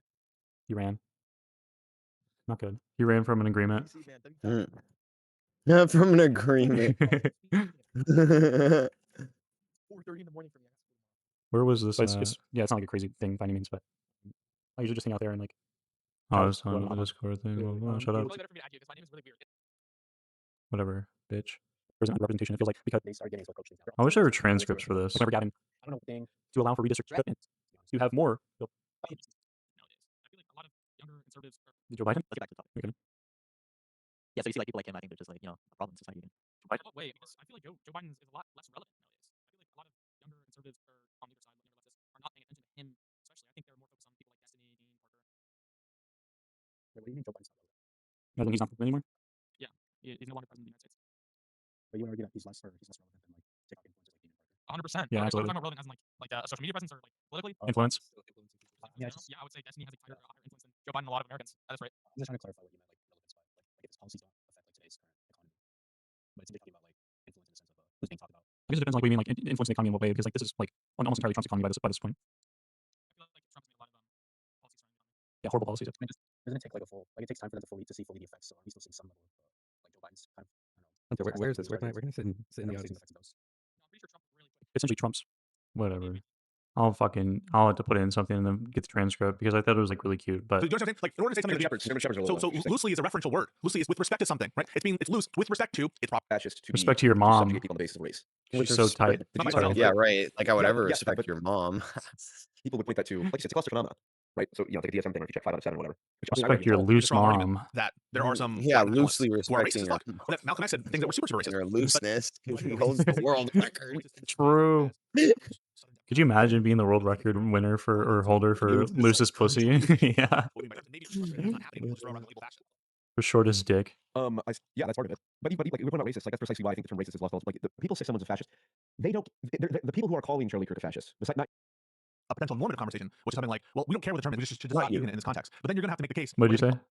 He's like, not you. A lot of people don't like to make that we shouldn't call people what they are. Like we shouldn't use terms as they're understood as as applied to individuals. And oftentimes people will say something like, "Well, if you're a woman, I'm going to call you a woman. I don't care if you want to be called a man." And in the context of the trans conversation. And so we're running up against, if you take the view that people should stop calling Charlie and have that normative conversation, then you're running up against, I think, I'm not necessarily saying they should stop calling him that because it's a helpful marker for me to identify what they believe. who? You mean the people who are calling him fascist? Yeah. What are you interested in? Are you interested in the descriptive, like what is fascism? What's the meaning? Is it being supplied? Or are you interested in like the normative question of like, should he be called this? Well, Shouldn't he? again, when I was sitting down writing, like, what am I going to write for this video? I was like, why am I interested in this? Again, my thing is I see people getting called fascists all the time, and then I compare it to like the Giovanni Gentile. There's a lot, and like I said, there's a lot that people who would be described as fascists, and like the Giovanni Gentile fascists, believe that I would agree with, exactly the same way that there's a lot of communists and Marxists and stuff that they say that I believe. And I guess maybe be more important or more drill down more. It's not just like I like Hitler dogs, so I agree with Hitler on some things. Like no, like what I told earlier about the fundamental idea of like liberalism versus liberalism as a collection of individuals all pursuing their own ends, liberty being the highest value. It's like that's like the fundamental, arguably like the fundamental basis of the United States and kind of liberal ideology. And I sympathize more with the, again, you call it. I sympathize more with the fascist description of this. It's like the Hitler loves dog thing. It's like you can be someone who's not a fascist and agree that actually the conception of America we should have is not one of a bunch of individuals doing their own thing that are hyper-atomized and all that. I'm not sure you can say that notion of fascism is. You just said you can be a fascist if X, Y, Z, or you cannot be a fascist if X, Y, Z. But in order to even say that statement, you have to have some notion of fascism that you're using, right? So, okay, let's go with the Giovanni Gentile. Okay, so describe that strain to me in a way that so this is the strain that you, when you use the term fascism, is that what you're saying? I think you're hesitant because I think it's possible. Because I know how people, because see, it's like if I, okay, words have multiple meanings. So if I say the word F-A-G-G-O-T. Yeah. That word has different meaning. Right? You can say a bundle of sticks and twigs. It's like, well, you should go around and tell people, go like, just start using. Well, just be clear about what you mean, right? Like, how, so you can say that the word is so distasteful, it's like a slur that I don't want to use. Yes, correct. Because what? If again, true. When people think actually a good point, say Hitler, right? Yeah. So like, okay, let's use. We're going to define. We're going to go down. We're going to use the Giovanni Gentile. Which again, I haven't even looked. Part of the research I have to do is dig into this. I have a few books. Reading to some comparative fascism, but I do know for a fact that there are like the post-racial fascism ideas there. So I agree with that aspect of fascism, that races are relevant to the the destiny of it. Like a nation can be a nation of many races. Like, I agree with that. I like that. You're just telling me things about aspects that you agree with, but ultimately, you just said basically what I heard you say is the word is like the word the F slur for gay people, and I don't even want to legitimize its usage by squaring down and centralizing a meaning that I am using. That I prefer to keep it ambiguous because I just don't want to legitimize what the word is. And you can take that view, but I think it's a kind of proprietary view. Not even conservatives take this view. Like, what is the proprietary view? That the word fascism is like those racial slurs that in their own nature are kind of like verbal utterances that should be like in and of themselves condemned. You understand what I'm saying? So there are some words that should be condemned. So the utterance themselves, like the word usage itself, should be curtailed because of its harmful effects. I'm not saying it should be curtailed. That's what I'm saying. It's like I'm pointing out that's why people are using the term. Wait, hold on. Because we're getting drilled down here. And again, this is very good lawyer stuff. This is not mine. It's not. Sure. Maybe we can move to a broader philosophical discussion of like why you care about this. Yeah. Okay. So let's put the fascism aside for a moment, or we'll go by the individual claims and whatnot. At the basis of it, the idea that America is one nation with a common destiny rather than a collection of individuals. What do you think of that? And I don't have like a hardcore definition. I'm asking you. With a common destiny. It depends how loosely that destiny can be understood. But in general, I don't have a problem with that, and I'm sure there's some looseness. If the destiny is something approaching freedom and prosperity, then positive freedom versus negative freedom. You're familiar with that distinction? Yeah. So I lean more strongly to the positive freedom dimension. I think negative freedom. Okay, we differ on that. Where I think I would more stress negative freedom. Yeah, I think. Okay. But what are we talking about now? Like, it seems like now that there's like this central premise that there's some aversion. I'm not saying that's a bad thing. Maybe it's the right thing to be averse to it because there are individuals potentially who could take words that we use and out of context or in context and use them as a justification for something. But tell me if I'm wrong. I'm sensing some trepidation about clearly demarcating fascism or adjacent terms and getting a proper understanding of their scope. Because if I were to do that, I think that there are uncomfortable entailments that follow. Yeah, you're not. It's not possible to do that. I mean, it's not possible. What do you mean by it's not possible? It's not possible to define a word or understand its meaning? I sense you're in lawyer mode. Right? I'm not in lawyer mode. I'm really trying to have this conversation. We just talked about this. No, but we can stop the conversation about fascism and move on. And be like, I don't want to talk about Yes, let's do that. Okay. We're getting to the bottom. I'm asking positive freedom, negative freedom. So you're against negative freedom. You're against positive freedom. No, I think that there's or you're against conception of liberty as positive. My view of like I don't really have a properly scoped out normative ethical frame or whatever. But in general, my intuition is that I care much more about negative freedoms and freedoms from oppression from the government than I do about the government having some obligation to provide for you. That said, I'm like a liberal in the American sense, and so I'm generally in favor of more positive freedoms in the government, for example, having some kind of Medicare for all or universal healthcare system. But I just value the negative freedoms much more. Do you think that homeless people who are on the street strung out on heroin, how should we deal with those people? It depends. In general, I think that certain individuals who are dangerous to themselves and to their communities. No, not. Homeless in general. In general, I think that people have a right to be free from government intrusion. And so merely being homeless, I think, is not a crime in and of itself. It can't be under our system. You don't have to dox yourself, but what city do you live in? New York City. Okay, how bad is the homeless problem there? It's bad. Okay, I live in Austin. It's very bad. I walk in the street and on the bench, doing heroin. Like no. Someone who's strung out on heroin. It's actually not that horrible in New York. Homelessness? As far as I understand, well, like with homelessness, there was like a law enacted, I think, where it's essentially like if they census, let's say last year they censused 10,000, this year they censused 12,000, they have to create 2,000 like homes or like housable shelter unit spots, essentially. Like it's one of the better, but there are still people who choose to live on the street. Like there are still people like there's like a rat culture between like of people who literally like live underground because there's abandoned underground tunnels, or there's like hobo culture of like the vagabond type people, and then there's like drug addicts. Obviously, there's like people on the side of the road. But Peace and if love. I they don't think you should be calling Jews rats, but go on.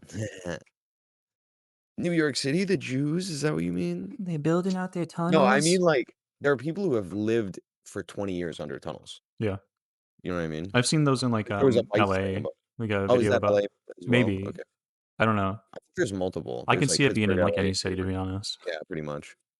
But like some have bigger groups than others, right? Yeah. It's free in the sense they have the same negative freedoms as everyone else, and so in that sense, I think they're on all fours equally free in general. Right. And I'm right. And my saying is, or my point would be that Also, I was going to mention this earlier, but whenever I was talking about the, you don't need to abandon your principles or your morals to combat in the way that like some people, or to combat against the quote unquote enemies or the other side. Like some people, like I feel like are on my side that say that, almost in like that the Immanuel Kant sort of way, to go back to that, where it's like you're not abandoning your principles or your morals in that conversation that he was having, or that Harvard professor was talking about whenever he was talking about lying, and the way that it would be like the subversion of that lying to tell a truth, but tell a truth in a almost like a misleading sort of way.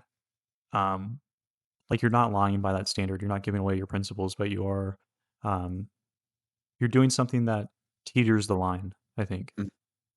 Like by telling the person who's trying to murder your friend that just ran into your home, like, "Oh, I didn't see where he went."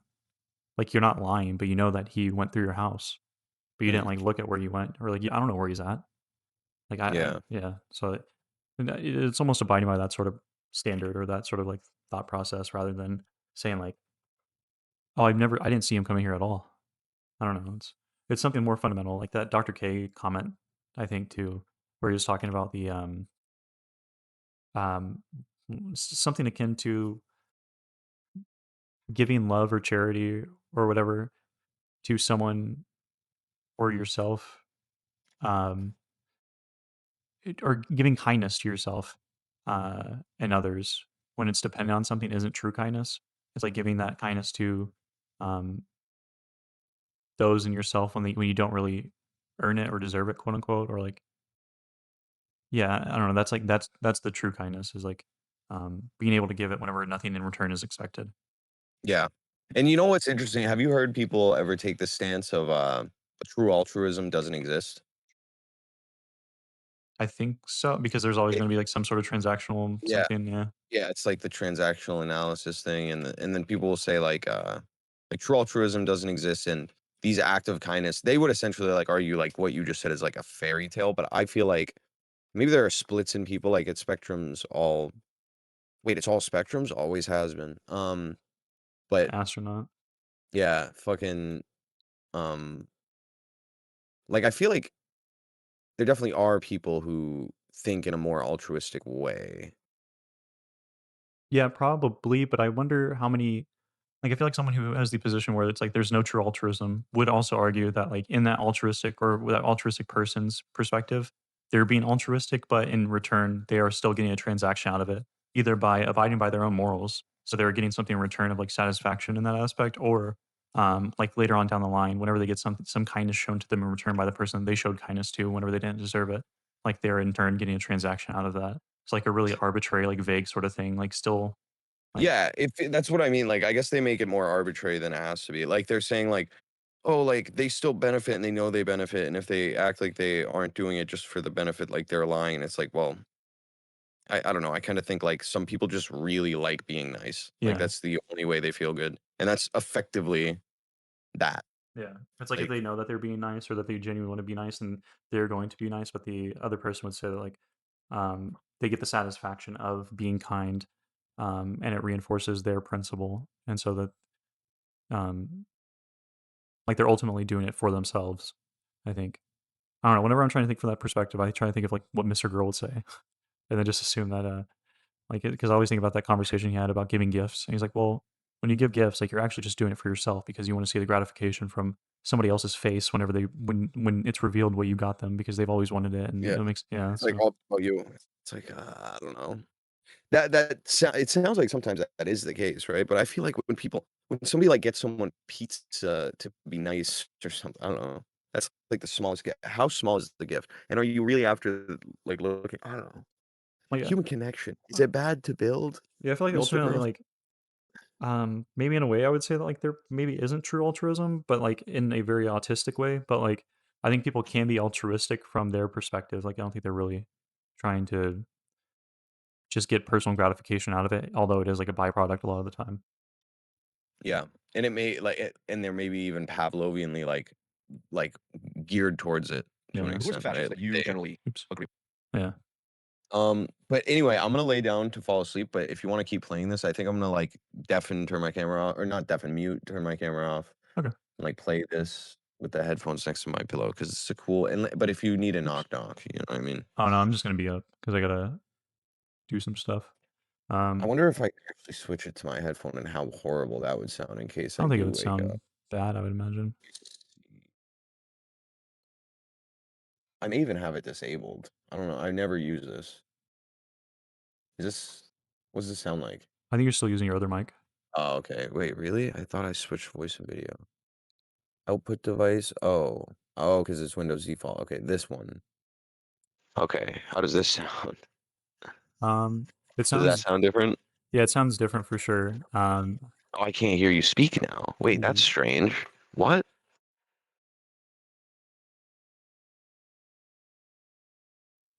Okay, testing. Test. Okay, now I can hear you speak. Sorry. No, you're good. All right. Does this sound like shit? There's a little bit of an echo. I don't know if like the headphones are too loud, where it's like echoing in the microphone or picking up in the microphone. Oh, that's strange. Yeah. Because it doesn't show me going green. Okay, speaking. But it doesn't even Test. Nope, it's good. It's only when I'm mid speaking yours speak. Test. Even then, I don't think. I don't know if you like moved or something, but it doesn't echo anymore. It kind of sounds like the stereotypical like you have like a platoon on the ground and then they have like a person. Yeah. Nice. It's like Delta 5. You got 6 tangos to your left. 600 tangos. Yeah. By the way, 6 o'clock, 7 o'clock. No, it sounds good enough. All right, and I guess I don't have to mute because if I do this, I do not hear all right. anything. But yeah, I skipped ahead so you don't have to like stay up and listen to the whole thing. I just skipped to timestamps that I thought sounded like you'd be interested in. So this is who are fascists? Who are the fascists that Pisco agrees with? Agree with him, like Oscar Schindler, the one that comes to mind. But even then, some modern day people that are that are generally described as fascist that you like. I don't know if I have any. Let me think. And I'm positing the definition is fascism equals someone I don't like. So if you can give me an example of someone who is fascist today. In that contradiction.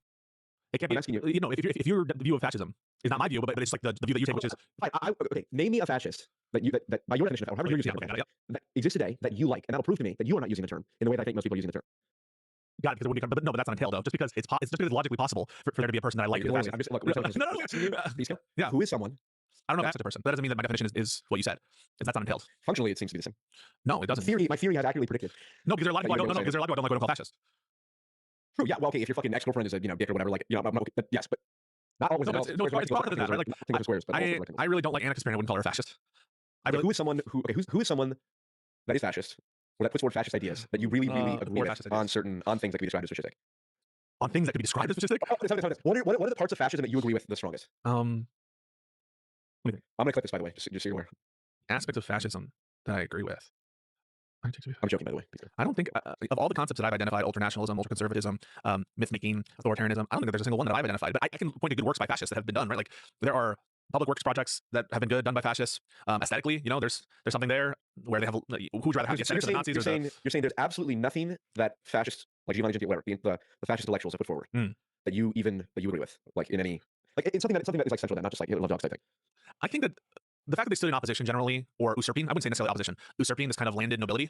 So in the context of Nazi Germany, you have the kind of Prussian military class and the Hohenzollern dynasty, where there really wasn't any appetite among them to bring back the Kaiser. In the context of perhaps Rome with the king and in Italy, but that's a very loose. Like, yeah, I didn't agree with the old imperial dynasties and the old kind of nobility there. But I mean, that's about as close to them. Where it's a little bit more populist in nature. than the previous kind of noble families and royal bloodlines and all that stuff. But it's again, this is a very loose. Do you believe in a strong nation state? In general, yes, I think it's useful. Yep, yep, yep. Certainly in American context. Yep, yep, yep. Do you think you should have to speak English to be a citizen? No. No. IDME. What? Sorry, IDME. what that means? Sorry, I don't know. I think it's Spanish or something. I don't know what it means in English. Wait, I speak Spanish. What did you say? IDME. Did you tell me?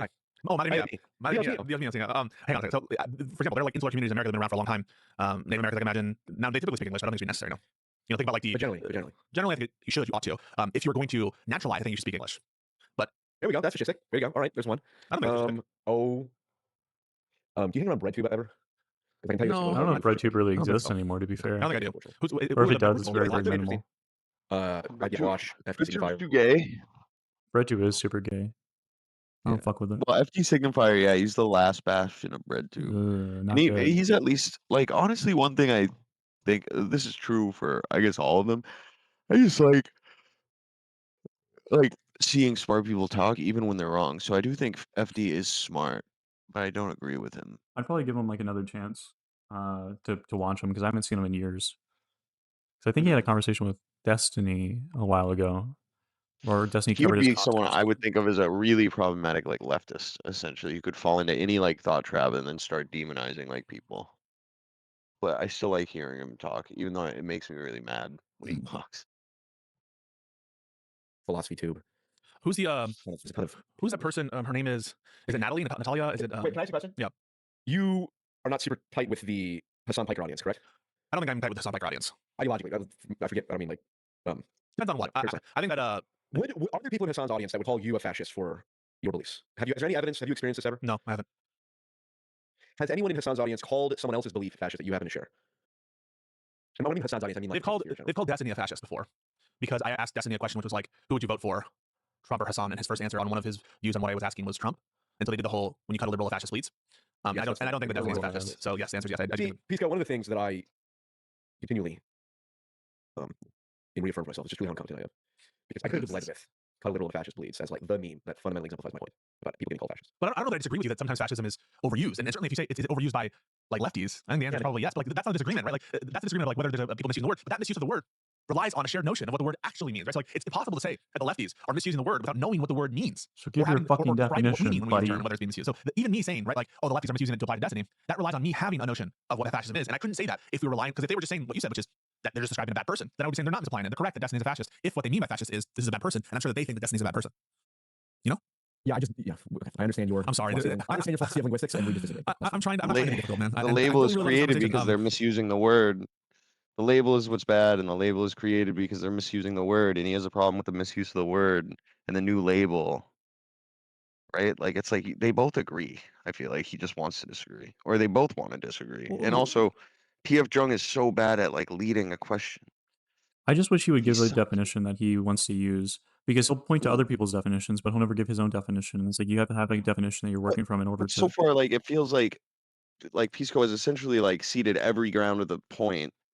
He's like, yes, it is misappropriated, and yes, that could be a bad thing, but it's getting semantical. He's like, but you have to define it like for us to have this conversation.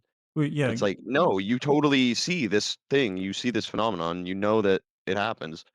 And he even goes on to just say that, like, I see that it happens, but you have to define it. Like, why is that? I think he's saying like the defining has to come from P.F. Jung in this conversation, because he's tried to push him like a few times to actually have like offer a definition that he feels comfortable working with, because Pisco is given like a definition that he feels comfortable working with. So that he can disagree with him, even though the end result, if we've just cut to the chase now, and we've determined that Pisco agrees with him. You know what I mean? Just for the sake of like working within the same framework, or to know like where each other like stands at. Just because I think that like I don't know, like if I'm having a conversation with you, and I kind of feel like they're both doing that too much to each other. Like, because essentially Jung doesn't want to present the definition. He wants to go based off Pisco's definition. And Pisco wants to use his definition in a way that doesn't make P.F. Jung's point look right. But he essentially just did, through like a very long and elaborate like conversation, say that by my definition, I've seen one person in the person of Destiny be mislabeled. Mm-hmm. Even correctly assessed, or at least they're not they're mislabeling, and then like I don't know, he's like too semantical, and they're also both trying to go off each other's definition. We're trying to go off of Pisco's because it's like PF Young will go into Pisco's framework, but then like slip out of it whenever he says like it's misapplied or whatever. Oh, right, true. Yeah, that is a fault. Yep. Yeah, so that, I don't know. It's like there's like sometimes I have conversations with you. I don't have any to point off or to think of offhand, but it's like I feel like you tried to, and I try to generally with conversations. Like when I feel like there's like some sort of like speaking past each other. I think you saw that the other day with like Robbie. I think you were there for the conversation, right? Where it was like talking about humans versus persons, Mm. and it's like the Mhm. way that like this person is using this word feels different than how I am because it feels like we're reaching different ends despite having Mhm. the same conversation. And it's like Yeah, if like, they'll both say sentences, and it's like, "No, that makes no sense from this use of the word." Yeah. yeah, like if I'm saying like a person is somebody that is like the value that I Individual, like, place into an developed person. individual, yeah. And then like a human is just like a general concept of like what a human is or what a human And he represents. feels the But then opposite. yeah, so it's like then we're going to be endlessly speaking past each other, and unless that is Mhm. refined, then I want to then it feels like a very difficult conversation to have to make sure we're on the Yeah. same page without it feeling like Weasley from the other person or like Weasley from Robbie or myself. And doesn't feel like Yeah. there's any I would mutual. say, actually, it does feel like Jung is a little Weasley here, where he should have put out his definition of the word, like, by trying to go off, because again, he's trying to, like, lead Pisco into using his own, like, Pisco definition of the word fascism and agree with Jung, like assumption that, like, I don't know, like, Jung's argument using Pisco's word of fascism, but instead, yeah, Jung, yeah, I guess he's fucking up pretty bad here. And that's not like to say like a judgment on him in particular or anything like that either, Mhm. because it's like I think he is like It's just kinda genuine common. and curious and stuff. I just think that he's not like clearly thinking about it because then he'll go along with Pisco's definition, but then like say that it's actually misused whenever it comes to like people like like Kirk or whatever. But then yeah, I mean just to go back to the beginning where it's like in order to say it's misused, you have to have it on, you have to offer something at that point. Mhm. Whether it's accurate or not, you can hash that out. But yeah, I don't know. I do too. That's why I'm entertaining. It's like I said, it's like golf for Age of Empires. It's just, even though it's arbitrary in some sense, it's just something fun about it. So would you call anyone today a fascist? Would I call anyone today a fascist? Yeah, that's a It good depends on the word. context. Like, it's like, would I call someone, would I ever describe someone as toxically masculine? Um, Depends on what my goals are. If I'm trying to appeal to anyone on any level of, like, if I'm trying to appeal to the kind of person, if I'm trying to appeal to the kind of person who is actually like misogynistic and kind of, leans into. Which I think this is a fair position. I don't know if he's ever going to answer it, but like that's kind of like what I think I talked to you about with Hank Green in that conversation or that video that he made about the evolution from like Martin Luther or like Lutheranism to the priest in like the 30s and 40s, and then to Donald Trump and the way that they weaponize rhetoric in a similar way that like even Hitler did. But like it sounded like he like intentionally avoided, or that was my interpretation, that he intentionally avoided using Hitler or uttering his name to not shut off people because like, he understands that people do kind of just shut their brains off whenever they hear like a comparison to Hitler because nothing is ever going to be like as cruel or as evil as Hitler was. So to make that comparison just kind of makes everybody's brains like shut off. Um, so I think it's fair to do it for communication purposes, but Mhm. yeah. The Andrew Tate direction, I probably would use the term toxically masculine because it's such a loaded term that caused me to lose credibility. A Same thing like, neo-Nazi. Would you call a self-described neo-Nazi a fascist? oh yes, oh yeah. There's people that have swastikas on their necks. Okay. Those people are Nazis.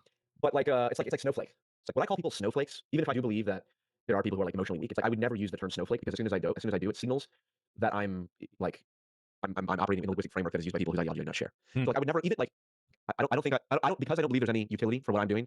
I wouldn't call Charlie Kirk a fascist. I don't think. Even if you Because fit your notion of fascism by like your favorite notion of Again, fascism. my Whatever favorite notion. whatever the meaning is. Okay, again, this is okay. For the reason we have different linguistic philosophies. Yeah. So because I operate in a certain linguistic philosophy, which is words mean whatever effect they have. What words mean, whatever notion comes to mind. Yeah, then he'll go back to saying this, but then also give affirmative like yes or no's or whatever else to using the terms for like neo Nazis or Nazi or communist or whatever In else. the person who which is- listens to that word from the speaker. That's it. There are Yeah. I don't know. I wonder about, like, because some people probably do speak in a way where it's like they minimize using subjective words unless they literally want to ascribe feeling.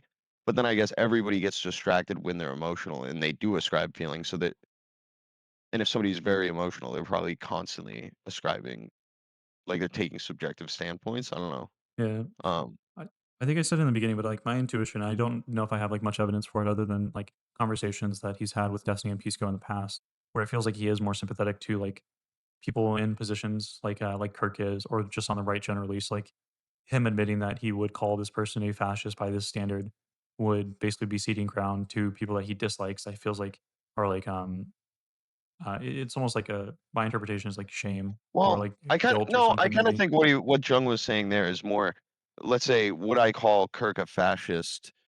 If I was trying to dissuade him from fascism, he wouldn't even do that, right?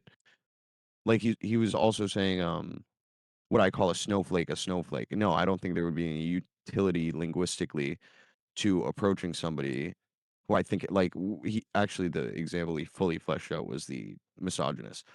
Like he wouldn't call them toxically masculine, even if he thought that they had a problem with the misogyny. He would try to use more accepting language to coax them out of misogyny than labels or ad hominem, right?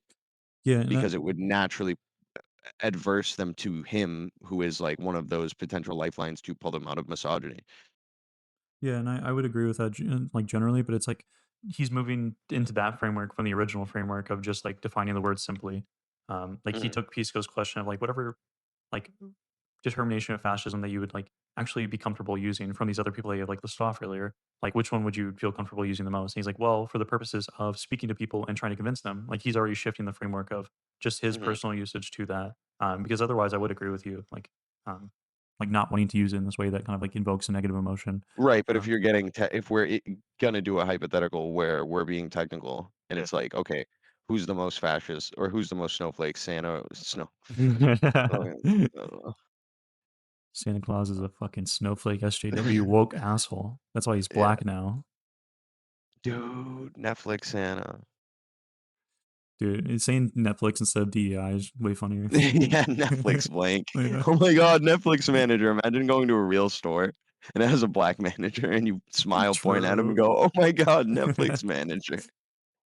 You gotta remember that whenever you Yeah, when you wake up, and whatever. I'll try to remember it as well. So that I gotta remember that when I'm finally writing a skit down. No objective meaning towards independent of anything. Yeah, but you're hesitant with Charlie Kirk in a way. You're hesitant with Charlie Kirk, but you're not the neo-Nazi. You just, of course, I would call a neo-Nazi with swastikas a fascist. Yeah, because the fucking neo-Nazis don't have fucking swastikas on their fucking neck and say, you know, we fucking. But you didn't have this like word, like you didn't stop and pause and be I like, don't think Charlie. Yeah. Yes. Okay, I'll tell you exactly why. Because some 50% of people like Charlie Kirk and agree with Charlie Kirk. So for me to call Charlie Kirk a fascist would be to signal, hey, I'm as simple. My analysis of Charlie Kirk is as reductionist as the Hassan people who say scratch a liberal and a fascist. and this I think is the ultimate. What I think is the sticking point. What you just said is because some percentage of people agree with Charlie Kirk, I am not going to call him a fascist. In other words, it's no more. Well, that's what it feels like. No, that's not what I said. All right, help me out. I said because because in order to fulfill my goals, which are communicate with people who are Charlie Kirk sympathizers, calling him a fascist would prevent me from being able to reach them in ways that I think are valuable. Right. So because I want to reach them, I'm not going to call him a fascist, even if he is. No, because even you're speaking even if he is, No, that's what even if he is implies that there is a fixed definition of fascism. The fact that so many that applies to the neo-Nazi with the same force that is Charlie Kirk. And the only difference there, the difference there is that most of the population doesn't agree with the neo-Nazi. That's the difference. The only thing that I'm changing, like the whole language philosophy stuff is the same. Pisco. Yeah. Yes, words mean what most people think they mean. Yeah. So if most people, if half the country likes Charlie Kirk, and it's like, okay, well, Charlie, I'm gonna call Charlie Kirk a fascist for sure. Charlie Kirk's definitely a fascist. It's like I become as one-dimensional and stupid as the people saying scratch a liberal and fascist. The Germans in that linguistic framework. The Germans in Weimar Republic who were calling Hitler a fascist, they were stupid because 50% of the country seems to like this guy. Well, they probably should have come up with a better way to address people than fucking calling names. Wouldn't you agree? Whether they should have or not isn't the point. My whole point is calling people names is a fucking useless way to contend with their ideas. And that's all we seem to do nowadays. Oh, this person's a fascist. We can rule them out of the conversation. Scratch a liberal fascist, please. We just can ignore them. This is the whole problem on the left. Is like the Democrats have too many people in their party who just think that fucking Kamala Harris is basically a fascist or whatever. So like, so when Trump called Kamala a fascist, I like it as much as when Kamala called Trump communist. Did you see that? Wait, no, I didn't see that. I saw when I think Trump was like, she's a communist. He's a communist. I think Trump called Kamala Harris a man. I'd be wrong about that. I bookmarked this. I'll just send you. Trump does listen. If you want to tell fascist that sometimes I enjoy, Trump makes me laugh sometimes, man. I mean, I hate Trump, and I think he's one of the worst political leaders ever had. But he has some bangers, and you can't deny that. That's true. Yeah, I just think, like, for example, Pisco, you tell me if you disagree. The probability that you would ever convince a Trump supporter. If Pisco was a 6'5" giga Chad, he'd be a fascist, bro. You think so? Just yeah, 100%. Why does he like Trump if he's actually who he says he is? Is that a meme question? Or you... that was a meme statement and a meme question. Okay. Guy, he would be.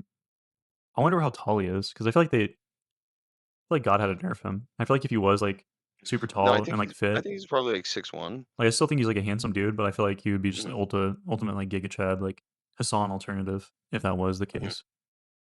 Yeah. good as criticizing Trump to the people that matter as me, because the people because I'm much more willing Oh, wait, to let me rewind. the people that matter. Watch this. I think you are not nearly as good as criticizing Trump to the people that matter as me, because the people because I'm much more willing to not call Charlie Kirk a fascist and not throw these terms around. I can operate within the the more Trump. Yeah, but I don't pander to them. I mean, I don't pander to them. I'm Well, you call it pandering. I call it sympathizing with their valid perspectives. valid meaning true.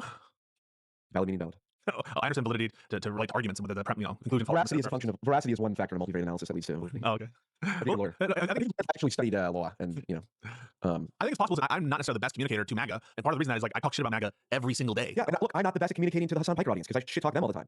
So we are. It's literally like two. Like there's just a again. It's conversation for me. It's productive. It's not lawyerly minded people. We just have a different. Like for example, one of the reasons like I'm much less inclined to criticize Nick Fuentes to the degree that other people might is because I know there's a lot of people who like Nick Fuentes who I could convince that he does go too far in certain areas that other people couldn't, precisely because I'm not willing to go, oh well, he's a racist, therefore he's Do you think Fuentes is racist? yeah, probably. Do you think he's anti-Semitic? By any normal person's definition, yeah. But yours? By any normal person's definition, yeah. But yours? I was gonna say. That's why I paused and I saw the caption. I was gonna say what Piso said. By any normal person's definition, yeah. But yours? Yeah, sure, yes. I, But again, it's like asking me, do I think Andrew Tate's toxically masculine? It's like whenever I don't like. I think even just agreeing to that, saying that is kind of buying into a framework that I'm just like. why did you grant that? Like I think you granted that because Fuentes is considered very toxic and hands off in a way. Kirk maybe has more mainstream appeal, but it's suffering by. I think Fuentes is like borderline as. And that's why it seems like he was actually considerate of labeling Andrew Tate as potentially like toxically masculine, and why he was saying like, I even have hesitancy doing this because it implies I'm buying into the framework. I feel like Charlie Kirk is more accepted than people like Nick Fuentes or Andrew Tate, which is why it seems like he's more But willing also to. it's because Charlie Kirk is less extreme than Nick Fuentes or Andrew Tate. Like again, I guess his support for Trump may be his biggest blunder in this way, but he's definitely not as racist as Nick Fuentes. Yeah, I'd say not as racist. Or like, let's say, if you were misogynistic, he's misogynistic in the way that he wishes to return to a culture that is described as like patriarchally leaning. But that's like arguably the natural culture and the modern day culture today just changed, right? Like it's not necessarily bad to be like, oh yeah, patriarchy works and is good. It is probably bad to be like hit your wife, but he's not that. Whereas like Tate probably would be like hit your wife. You know what I mean? Like if she's fucking talking back to you, hit her, right? Yeah, or at like least so Kirk is way less extreme than these two figures on like a number of different metrics, and that's why it's like weirder to like equalize, and maybe why he's more willing to bring them up and admit it for Nick, and I'd imagine he would for Tate. But it's like it also means, or it signals, you're gonna buy into this framework of like men are bad, all races are equal, and like there's absolutely no genetic difference variation between races. When it's like I don't know. Yeah, Or I think you're fine. basically like kind of agreeing with what I said, maybe in like a slightly different way. Because whenever I was saying like with it's more accepting to like or talk about liking Kirk, so it's like it's still shutting them off whenever it comes to like or it's shutting off less people in comparison whenever you say that about Andrew Tate and Nick Fuentes. And I would also say that like I don't think sexism / misogyny is like or racism like was talked about earlier is like a necessary component to like the identity of like a fascist. Like I would say like maybe Nick Fuentes is probably like a more, I think I would say he's fascistic, probably like a more racist Yeah, fascist. he'd probably lean on fascism to get his outcomes. I think if you could get it without it, he would probably do that too, like a regular nationalist thing. But I don't think he would ever see that in America, and he would probably go fascist. Yeah, but I think like that's fair. That's more fair to assume than I think with Kirk, even though I would still lend myself the like that's a straw man because it's weak in the aspect that it acknowledges that it bases an assumption, I guess. Yeah. Like I assume Fuentes would go that far, but it's reasonable to assume that. And I think that contrast is kind of like what I was talking about earlier, where it's like using the words purely descriptively rather than like trying to prescribe some sort of like meaning behind it. Is like you can find examples where somebody else is technically more extreme because of like other types of rhetoric or other types of ideas that they have, rather than like fascism itself like existing. or like someone being a fascist, like they're like Andrew Tate is more sexist or more misogynistic, and Nick Fuentes is definitely more racist and definitely more anti-Semitic. Um, but like they're extreme despite the extreme label of fascism existing for what I would say Kirk. But yeah, I don't know. It's just an interesting And distinction. so you would, I guess, would you say like then fascism is like less extreme than misogyny? Like in a vacuum, I guess, not like specifically Hitler fascism, but Not in the like concepts. debased of race, debased of Well, I would say like probably fascism is like more extreme as a concept, but people that can be fascist or are fascist can exist in like spectrums of like extremities. low extremity, and like so Yeah, what Kirk would be like a low extreme fascist, I think whereas so. Nick would be like a high extreme racist or something. I think so. Yeah. Like if I think Andrew Tate's like a better example to go off of because I just know Oh, more misogyny. or I've heard more stuff about him or like yeah, the type of misogyny that he has or like him talking about like having multiple girlfriends or whatever to like and that like the shit he has said about uh the various women and the ability to sleep out or sleep around like behind your woman's back because men are Mhm. naturally like more detached from that. Like it's an acceptable double standard by his metric. Um and the way the sort of stuff he says just outwardly. Um, Right, so he slides down a scale on a negative, like, so there's like a spectrum of like a thing that we deem negative. He slides all the way down the scale, like boldly, openly, um, to like pretty much the most extremes you could in misogyny. Whereas Probably. then you have somebody who like either isn't outwardly expressing it as much or just doesn't slide down the scale. Like fascism itself is bad, 1% maybe not horrible. But like Kirk clearly isn't 100% on the like fascist badness scale. I think so. Yeah, I think. Okay. Like it's almost like how you have like would you agree that libertarians are typically like more right leaning? So this is an interesting thing, like libertarians being a little bit more right leaning, like they're so okay, personal freedoms. Are those inherently right? Because typically, like, so with a fascist, because a libertarian is someone who's on the right, and a fascist is someone who's on the right, supposedly, right? But fascism and libertarianism, like, can't coexist, right? Yeah, I'm just asking purely like just libertarian like isolated. Just because I'm trying to make I a guess, comparison, but I want to see if yeah, like yeah. you agree with that. Libertarian, I would think, is like down, right? Down. I don't know if that. So it'd be like up authority, down liberty, left, like I guess social economic policy, right? Um, conserving like national identity, uh, culture. Because I would say like libertarianism might be akin to liberal, but on the opposite scale. Like liberal is like slightly left, or like a little bit into the left scale, not as extreme as the other ones. In the similar way that I would say like libertarianism, like typically is like associated with like a little bit right, um, but like more towards like the center. I don't know. I mean, we can take liberalism as an example because it's like for sure on the left. I would say that like Mhm. if you were to take Charlie Kirk and then put it on a scale of like fascism, like Charlie Kirk would maybe land more on like the liberal aspect of that, whereas like the far left of that scale is going to be like the most fascistic part. I'm not saying that like they're left leaning or whatever. I'm just saying like in relation of that spectrum that you're asking about or talking about. Um, Right. So he's so far, or he's like relatively liberal, as weird as that is, in his fascism. um, I Like don't. I guess that it would be like just the hyper national identity, I'm but not I don't saying even like know if he he's liberal, but I'm wants. saying like, and if you look at the spectrum, or if you look at the political compass, or imagine the political compass, and you imagine like Mhm. slightly to Oh, so he's -1 point, like or whatever. It'd be like 0 is center, right would be extremely fascist, um, right? I'm thinking about like in relation to the like liberal would probably be just like slightly to the left of the center. Mhm. And I'm gonna call that -1, Okay, and right? So 0 imagine that is instead of being left, it's in scale of like fascism. So the more negative you go, the more fascistic you are. So I would say he's probably in the place of like where liberalism is placed, and then where the far extreme is like the most fascist you can be. and So like he can that would definitely be be way more leftward. fascistic. Yeah, yeah, leftward. Okay, yeah. Like I'm almost So like excluding the he could be entire right side -5. just for the sake of this like analogy or Right. this He comparative could be thing. -5, but instead he's -1. Whereas like if there was a different spectrum, like Nick was fucking 5 or something, I don't know, for Yeah, 4 or racism 5, alone. yeah, and then same with Tate or whatever, it was like 4 or Mhm. 5. Okay. Mm. By that, I would be willing, like, I would be more accepting of more people saying, like, like Kirk is a fascist, but I don't Yeah, but think, I know I most guess, people probably don't say it like yeah, that. most people are thinking, like, he's a fascist, he's like Trump, he's like Hitler, they're all like the same. Yeah.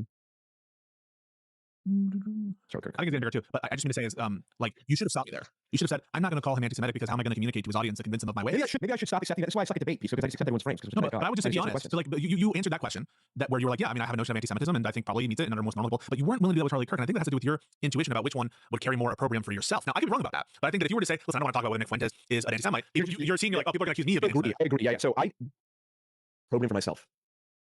I communicate in a way, right, with certain people. I think have much more appeal to right wingers than you do.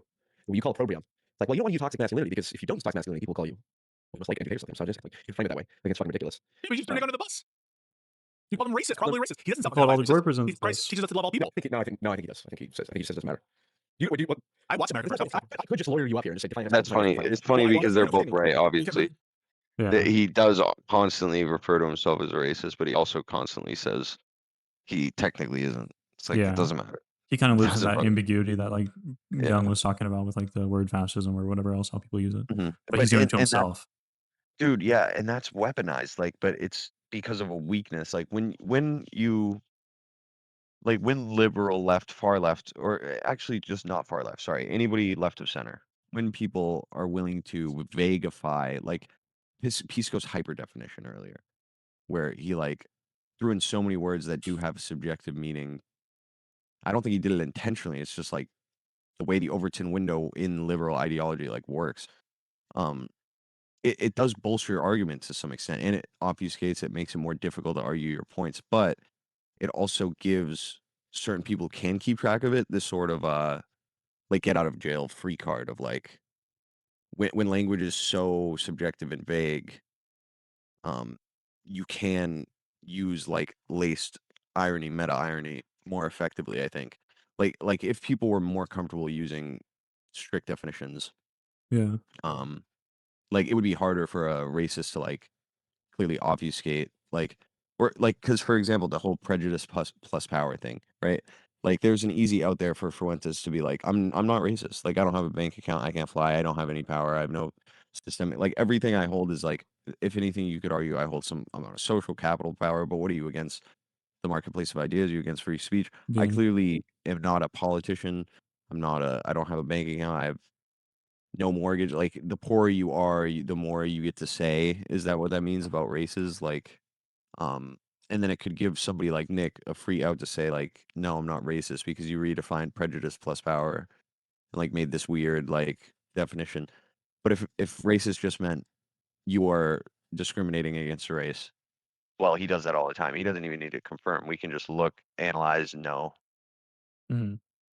Yeah, I would probably agree with that, the general sentiment. I think with Pisco, like I feel like if anything, like I feel like his definition for somebody to be fascist is like a little bit harder to meet compared to like the way that people typically use it or typically use like racist or something, just because it has to meet so many like checks.